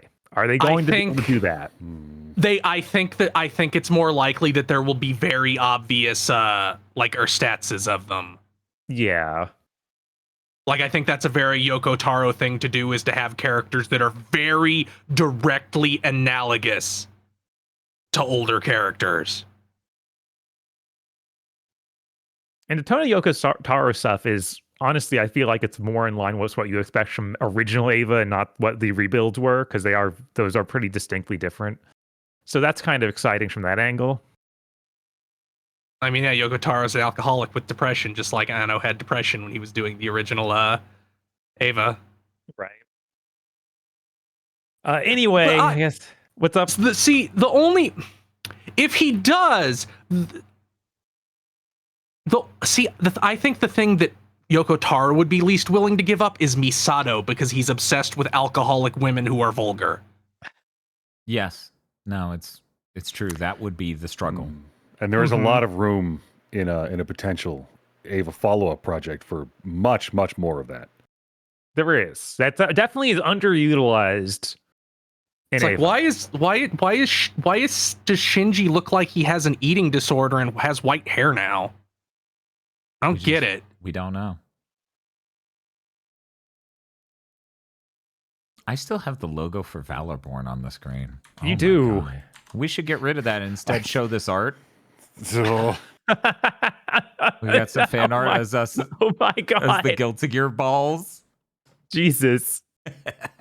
You look like a Warheads candy logo. I do. You do. So does Chris. To be fair, that's good. That's real. This is really good. This is fantastic. I apparently have become ill, which is fair. Being a ball does that. Maybe being turned into a ball makes your stomach hurt. Have you thought of this? That was made by Sajaya in the Discord. I really like this. Marvel Maximum Collection is announced. It's a PS5, Xbox Series, Switch, PC.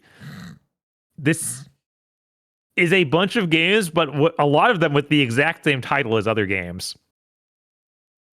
So we have X-Men, the arcade game. Pretty cool.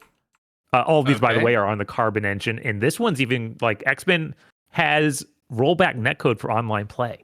Oh. So that's pretty neat. That's actually really cool. That's more than I would ever expect from Limited Run. Right. And the rest of these aren't that, but I think that you'll understand why when I go through them. Okay. Captain America and the Avengers for the arcade, the Sega Genesis, the Nintendo Entertainment System. Okay. Spider-Man, Venom, Maximum Carnage. Both the Genesis and the Super Nintendo versions.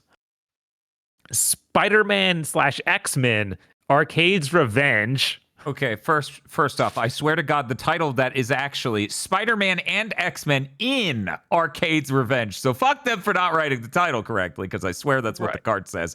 Why are there 4 versions of this godforsaken video game? There needed to be 13 games on the cartridge, okay? Or on the collection. So we get the Super Nintendo version, we get the Genesis version, we get the Game Boy version, we get the Game Gear version. I don't like this. Well, I'm glad they're there for posterity. I'm sure those are all terrible. Yeah. Speaking of terrible, there's also Silver Surfer for the Nintendo Entertainment System. Yeah, badass music though. So 3 things here. Mm-hmm. One, where is that Spider-Man arcade game where like Venom gets giant? I don't know. And you have to chase him? That's a weird exclusion. Where's Spider-Man Venom Separation Anxiety? That's like the sister game to Maximum Carnage. Right? And, God, what was the last thing I was going to say?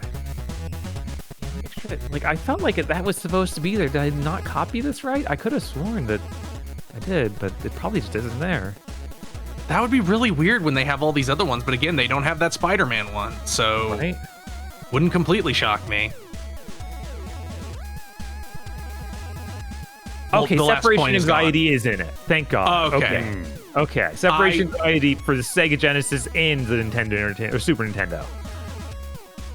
I have beaten Separation Anxiety. I have never beaten Maximum Carnage. I will sadly have to do that because of this collection. I will still just do it on the Mister.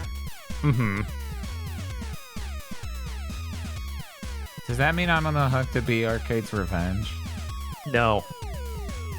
Did you play No it one as a did. kid? I still have the cart, Chris. It scarred me. Oh, then yes. Yes, you are. No! Why are you cursing her like this? I better get some fucking retro achievements out of this.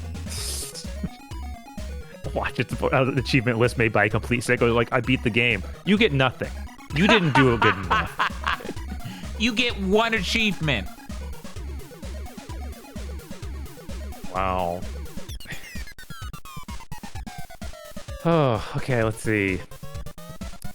The New York Attorney General, Letitia James? Letitia. Letitia James. Yeah. Is suing Valve for promoting gambling to children via loot boxes in Counter-Strike 2, Team Fortress 2, and Dota 2.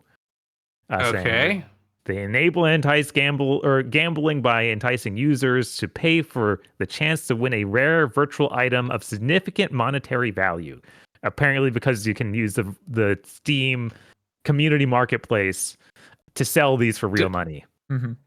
And it's hard to argue with that when Valve had to take action, I think, last year to make those things stop being a speculative asset. Right. And I guess the third-party marketplaces also can be attached to this and sold through there. And that they're alleging this Valve actually helps you like set that up. The lawsuit aims to permanently stop Valve from promoting gambling features in the games, make full Restitution. restitutions to consumers, and give up all profits it's made from this practice, and also pay fines for violating New York laws. Okay. This lady wants a headline. You're not getting all profit they made from this. You're insane. I can't even pretend this is real anymore. Well, and then especially after. It then feels apparently, like an opening position. and inside of this, they also sneak in and also violent video games cause violence in children. So watch out for that. I'm like, come on.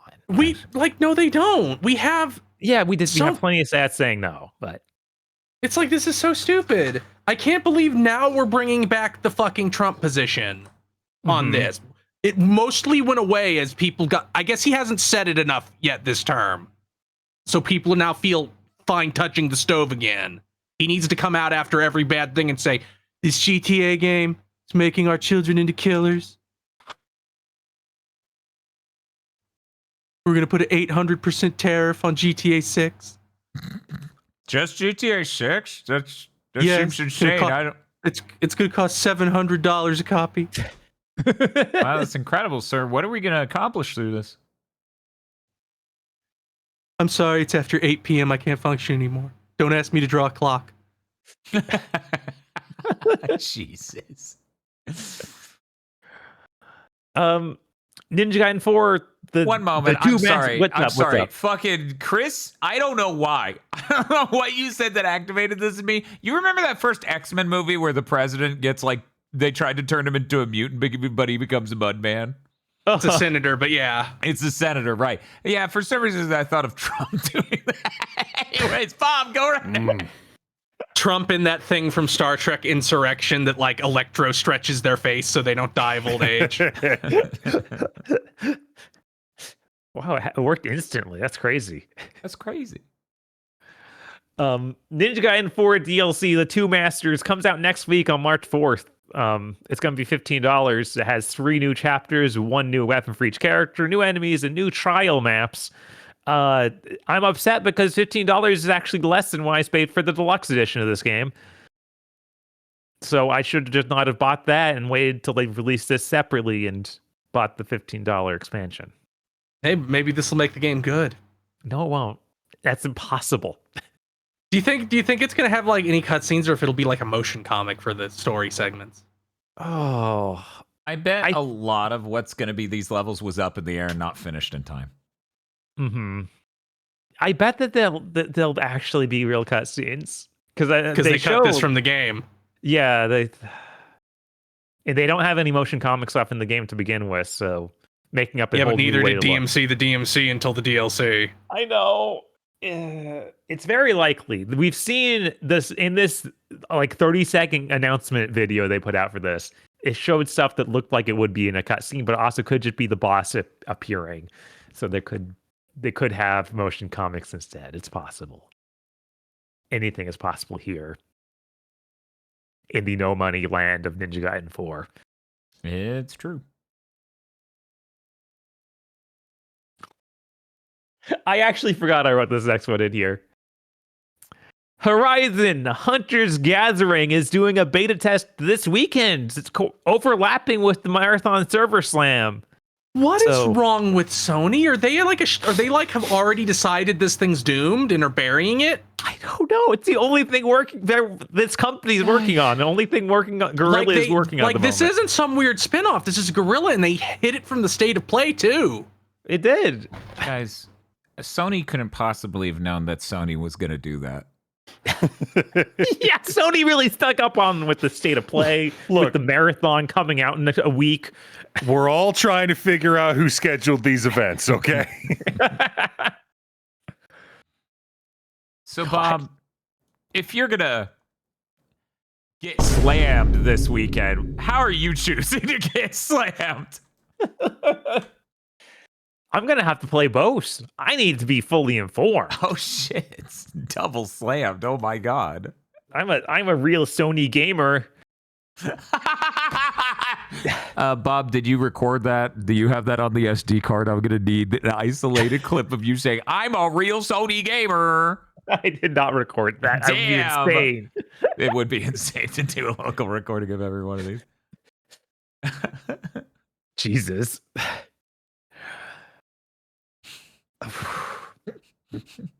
Okay, so a few months ago when Red Octane came back and was like, here's a new guitar controller. Mm-hmm. And people bought it and were like, oh, this is good. Oh, this is good. Yeah, that's what I heard. Couldn't afford it. There was they teased a game is happening. Now we're here at the announcement of the game. Wow. Stage tour. It's going to be on consoles and PC.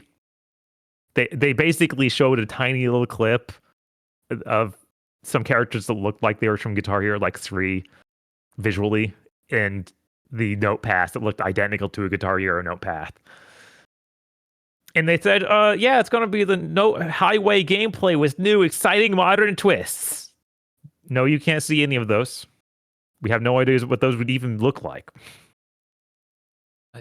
But hey, it's going to have seasonal content, so get ready for this game to be a service game that needs to be constantly updated and won't do well enough for that. I'm excited. Are you? No, I'm not. I'm really not. I'm really not excited. What is just make a fucking Guitar Hero type game? It doesn't have to be a platform.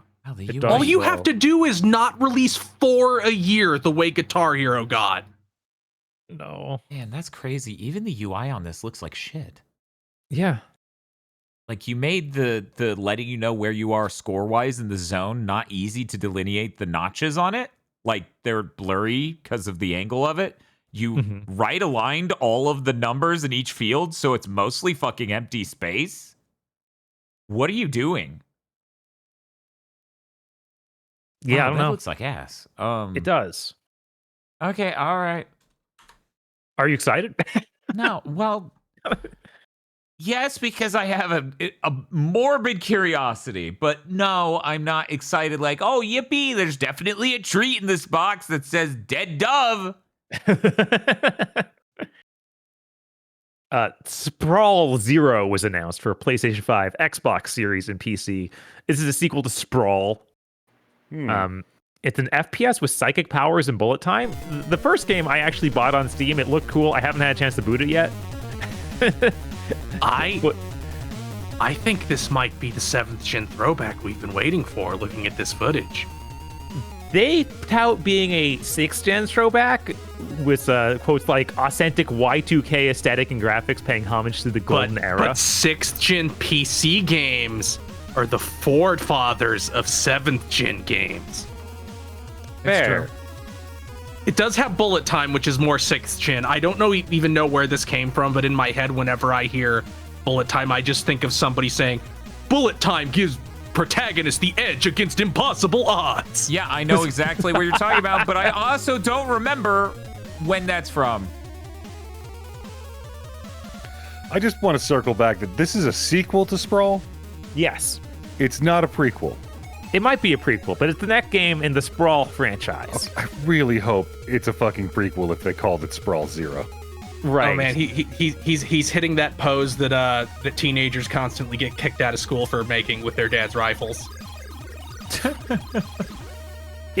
don't know if that's happened recently. Yeah, I was like, all the time, constantly. I've heard like 6 or 7 instances of where specifically a kid takes a picture of, I am an angel that has guns for wings.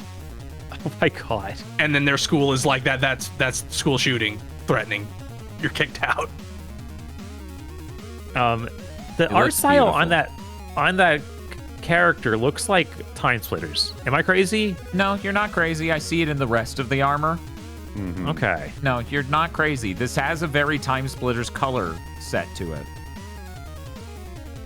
And parts of the gameplay look like a mix of Half-Life 2 and Fear to me, because there's a lot of physics moving stuff and slow-mo exploding stuff.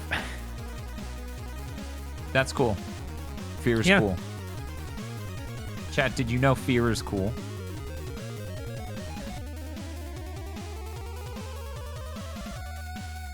I'm so we have tired another of AFIF. Yeah. No, it's a crime. We have another new studio formed this week. New Radical Games Studio. They tout themselves as a combination of Radical Entertainment and Hothead Games. It's from the co-founder of Radical Entertainment, Ian Wilkinson, and the COO of Capcom Game Studio Vancouver. God, they should have thought of a better name for that place. Tim Benison. I swear they had a better name for that studio, and then they changed it right towards the anyway. But he also worked at Radical Entertainment, so this is really being touted as that Radical Entertainment is back. Wow. And for people who don't know what Radical Entertainment was, they released Simpsons Hit and Run, Crash of the Titans, and Prototype, Hulk Ultimate Destruction. Wow. And Hothead Games made the first 2 Penny Arcade games. And then made Death Spank. And then spent 12 years making mobile trash before they went bankrupt. Wow. Man, there's the chance they can run it back and do episode 3 and 4 the way it always should have been. Oh man, they're bringing back poker night at the inventory. There's a chance. And it's funny because this new website actually has a bunch of pictures from their old games, but it's basically none of the Tenny Arcade or Hothead stuff at all. Of course, it's a bunch of like, hey, Prototype. Remember Prototype and the Hulk? Remember these things you like, please. Yeah. Forget So people are things you hoping did. that they just bring back their old stuff. We'll see. We'll see what happens. At least they didn't announce themselves with, oh, we're getting to AAA production or anything. So it's not doomed for that angle Yet. We now move to Chris for the news. Okay. Oh my god. Team Ninja Division 1 will be placed under Gust and become Gust Division 2. What the fuck? They worked on DOA X and some Atelier spin-offs. They were mostly like the mobile titles and stuff. I assume they probably worked on Warriors, the Hades type game. Warriors Abyss 2. Yeah, Warriors Abyss. Team Ninja Division 2, which makes all the actual games, will be splitting into Division 1 and 2. That probably makes sense. Is that good? Right? I saw some wild takes on this that I don't even want to repeat. Okay. They're like, How stupid were they? They were like, oh, they need to split off the part of Team Ninja that actually liked women, not just like looking at women. It's like, dude, You're site. These are still the people who make Dead or Alive. Are you aware that the part that's still Team Ninja is the one that makes Dead or Alive? What an idiot! I just go. Sentences. yeah, it's like like this that. weird sex negativity. It's like, what are you doing? Like, can we get over this yet? No, apparently we can't. We can't. Somehow They don't even release sentences- those DOAX games anymore because ever since journalists cried so fucking much, like that's very explicitly why they stopped localizing those. So it's like, fuck, just shut up, just fuck off. Jesus. Go vote for Donald Trump. That's clearly what you actually want to do.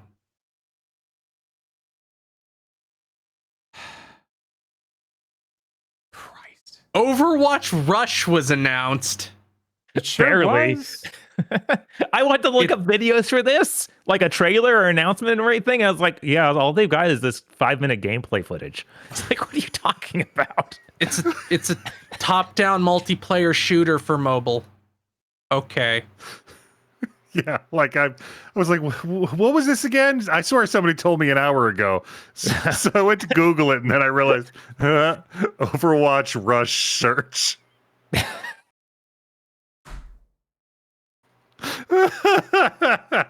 I just like any situation in which I'm thinking about Rush search. Right? That new version of Final Fantasy VII for PC is out. It's the game. It has 3 times speed, turn off random battles, God mode, and just all the same stuff as the console version. So it's exactly what everybody thought. Okay. Cool. And I reminder, guess. you do get this free if you own the old one. You also can't buy the old one anymore. They took it down. Disgaea Mayhem is coming west this summer for PS5, Switch 2, Switch, and PC. This is that Muso type game that we covered before that was like the result of the contest they did. It is not branded in Disgaea in Japan or Asia. It is just like, what's the thing that people in America know? Chris, Okay, call it that. did you know this game came out last month in Japan? Yes, I did. Okay. I went looking for footage of it. I couldn't find any. It's really funny they just taped that on. I guess it's been too long since Makai Kingdom came out. They didn't feel confident just putting Makai in and be like, no offense, like I love the franchise, but like Disgaea is not a franchise that still has a lot of credibility. You made a lot of shitty spin-offs in phone games, my mans. It's true, but it's still like the only thing you need to ship a great Disgaea 8 and a great Disgaea 9 before you get up back into the level where people are maybe looking at something just because it has that name on it. Yeah, and you probably could have come up with something better than Disgaea Mayhem. Like, even if you're going to use Supposed to be like Muso almost. I guess. Anyway, this game's going to suck, but I'll buy it. Yeah, exactly. It'll probably have a funny story. Right. So 70s style robot anime Geppy X remaster announced. It's like a shmup for everything, even PS4, not Xbox One though. Fuck that. This is a PS1 shmup that has like 8 or 9 levels, but it's 4 discs. It was 4 discs because it has that many anime cutscenes. Oh yeah, Dude. Let's just hope they don't destroy them all with AI upscale. They put out clips showing the differences. Okay, good. They actually look pretty nice. Yeah. Okay, that's They very apparently also got the whole voice cast to come back and redo it so it's higher quality. Oh shit! Which is like wow, awesome. that's great. insane. Yeah, they were saying something about they have the original sources for the cutscenes, not just the FMVs that are rendered. I looked at a comparison, and it's clearly, they know how to color correct it all and balance levels. Because before it was very low contrast, not taking up full advantage of this, RGB range. Yeah. And yeah, it looks pretty nice. This seems cool as fucking hell. I'm really happy this is happening. Hey, Bob. What's up? Did you know we didn't announce Friday's stream yet? Like we didn't. normally do earlier because we went to Podlords? Well, I guess we'll have to announce it after Chris's next story when we end the podcast. Okay, so one more bit of news that before that. So Samson, a Tyndalston story that we covered in the past for its dumb name, and it seemed to be like a relatively cool beat 'em up type thing. That comes out April 8th. Only on PC though. I don't know if it will ever have a console version. It probably will if it does okay. Isn't this also a weird like GTA-like game where you get to steal cars? No, I think it's supposed to be like it's a very linear, because it's only $25. Mm-hmm. So it's going to be like a very linear, like beat 'em up type thing. Okay. It might have driving as like a gameplay mode, but I would imagine it would probably be like a more direct. But it's like the worst open world ever made. like Mind's Eye. What if we got another Mind's Eye right here? I don't think they have the money for that. And lastly, a couple years ago, we covered a State of Gaming presentation that had a lot of poignant takes on the difficulties facing gaming and then complete woo-woo nonsense on the solutions to those problems. Well, the same firm put out another presentation today. I'm just going to cover... I didn't bother pulling out all the charts. I'm just going to cover some of the data points. Because really, the very, very specifics don't matter. That's the... If you remember, that's the presentation where we found out that, like, Black Ops 4 cost $750 million. Jesus, yeah. Okay, so let's go. Investment from private equity continues to decline. Okay, that's good. Yeah. After years of consolidation, companies seem to be going, wait, we should just hire somebody to make our game, and then we don't have to figure out what to do with them after the game's made. Huh. Imagine hiring people to do a job instead of just buying studios and then going, what do we do now? Yeah. Why buy the cow when you can just buy the fucking milk? Could Phil have realized that before he bought Activision? Could Sony have realized that before they bought Blue Point? One second. How did these fuckers get to this point in capitalism and forget how the free market's supposed to benefit them? Yeah, I don't know. Because they were born rich and no point ever had to achieve anything. God fucking damn it. Nobody is growing but Chinese publishers. China's the only real source of growth in the industry, and Chinese consumers spend 86% of their spend is on Chinese games. All revenue growth outside of China is coming from subscriptions and price increases. It's coming from you getting fucked. Wow. PC revenue is growing. A lot of growth in recent years was actually hidden Chinese growth because a lot of Chinese consumers used various methods to access Steam. Mm-hmm. That makes sense. Mm-hmm. Chinese consumers are ditching Steam for Chinese alternatives, however. Discounting specifically these three games, Call of Duty, FIFA/Football Club, and NBA 2K. 72% of playtime on consoles are games more than 6 years old. We're 6 years or older. Fucked. On console, over the past 4 years, playtime spent on new games that are not annual releases, those previously mentioned ones, are 4 to 7%. Including these games on Steam, it's still only 14%, with games older than 8 years getting 41%, and games 1 to 7 years old getting 45%. So almost half of what everybody plays on Steam is something from 2018 or earlier.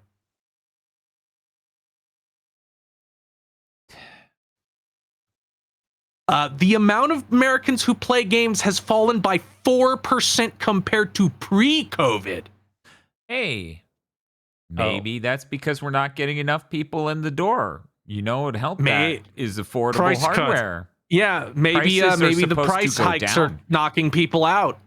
Has that ever once occurred to you, dipshits? Basically every match. Oh, go ahead. Well, the PS2 was a third the launch price by the time it was done. The PS5 will be more expensive than it launched at 6 years later. Yep. Basically every metric is down except revenue, which is only buoyed by subscriptions, price increases, and Chinese sales.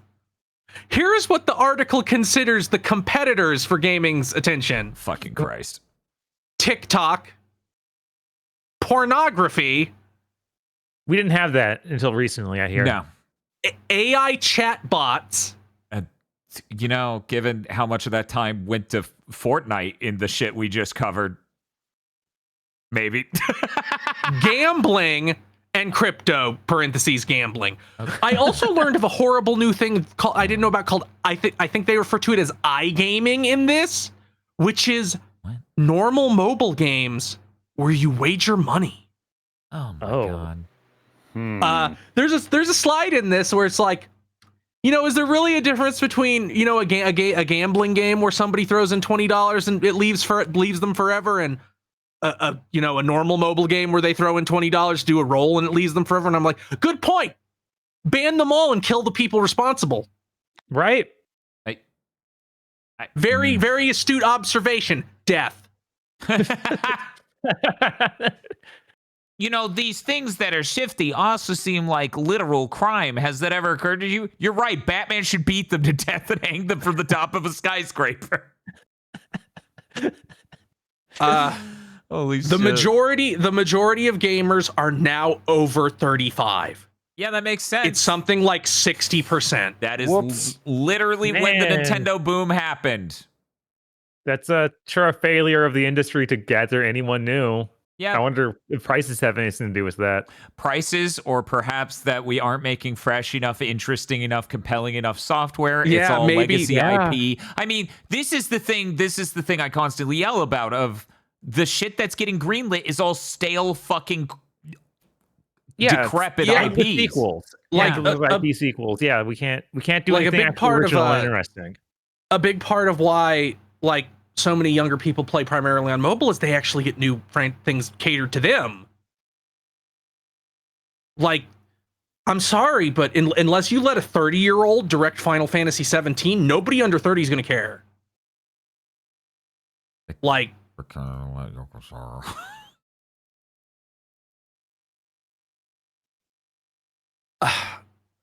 the only source of growth that this presentation sees now is lower income nations. So consideration must be given to your games being able to work on low end hardware.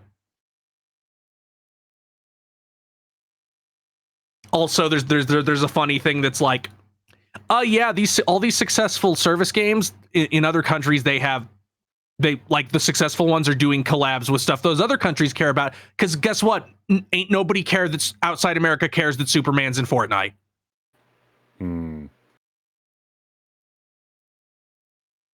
That's pretty much it. Cool. I thought it was. So what you're saying is we need Saint Seiya characters in Fortnite. Yes. Yeah. Yes. Yes. Yes. I'm glad we could be clear on this. You can put your Seiya characters in any game and it'll make it do better in most countries, just not America. Well, I think that's it. That's it for news, right? We did it. We survived. I think so. God, what a nightmare. This week was bad. This week was really bad. This was a bad week in gaming. I can confirm. Hopefully we don't have one this bad ever again. Which, of course, is a lie. It's the end of the fiscal year coming up. We're probably going to have at least 2 this bad within the next month. Uh-huh.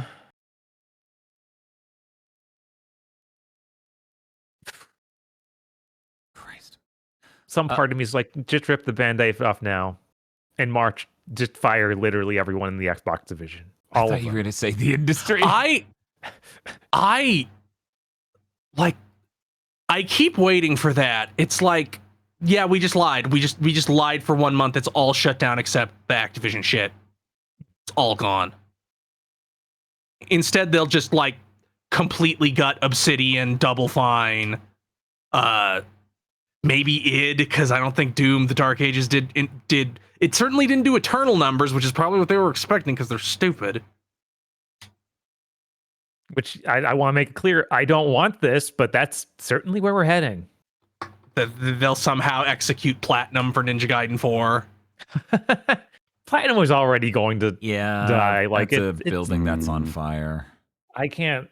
I'm surprised they got this DLC out. Well, next week they'll have the DLC out. Then we're back to literally having no idea if Platinum has another game in the works at all.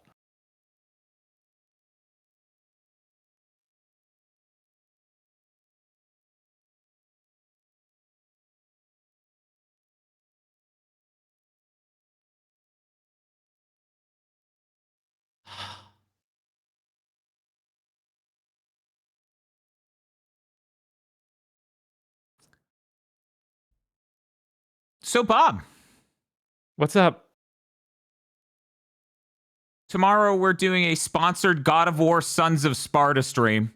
I forgot.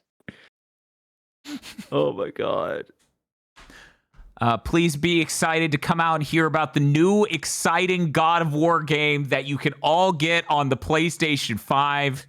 We have all sorts of fun details we've been instructed to inform you about when it comes to the game. We do. They're very important. We will very much stick to the goals of not confusing the brothers. We will not mix up the brothers. We promise, we have to Sony. be sure. Sony, Yeah. we promise. I hear one brother has a tattoo or something, and some distinguishing feature that we can't confuse. We won't confuse this. And to sweeten the deal, we are in fact giving away a code for the game. Because they gave me a code for the game, and I already have one, obviously. So please stop by for our God of War Sons of Sparta stream tomorrow. Hashtag sponsored. What else do I need to say? Be sure to mention the title is God of War Sons of Sparta. I did that, thankfully. I did that. Let's see. I think that we are not allowed to talk disparagingly about other games in the genre. No, we're not allowed to talk disparagingly about other games in the genre. Other games in the genre. Other games. We should not talk about the characters in ways that are lesser or weaker than something. They didn't specify what.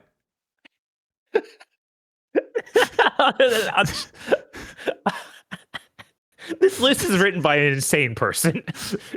We are very excited for this stream.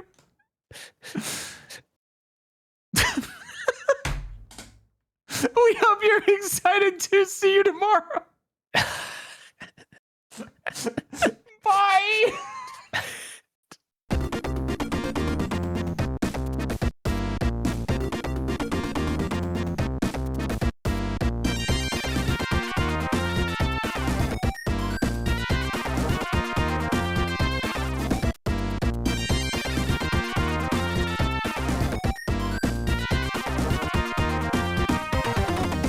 Thank you very much for listening to this episode of Big Think Dimension. Big Think Dimension is only possible because of you and your support over at patreon.com/gbpodcast, where you can sign up and get all sorts of commentary tracks for various movies, including numerous Channel Awesome movies. That's all I can think of right now. That and Control Alt Delete. That's all that's in my brain as to all the things we've done commentary tracks for. The animated Control Alt Delete for anyone who doesn't know that exists. Oh my god. Patreon.com/gbpodcast.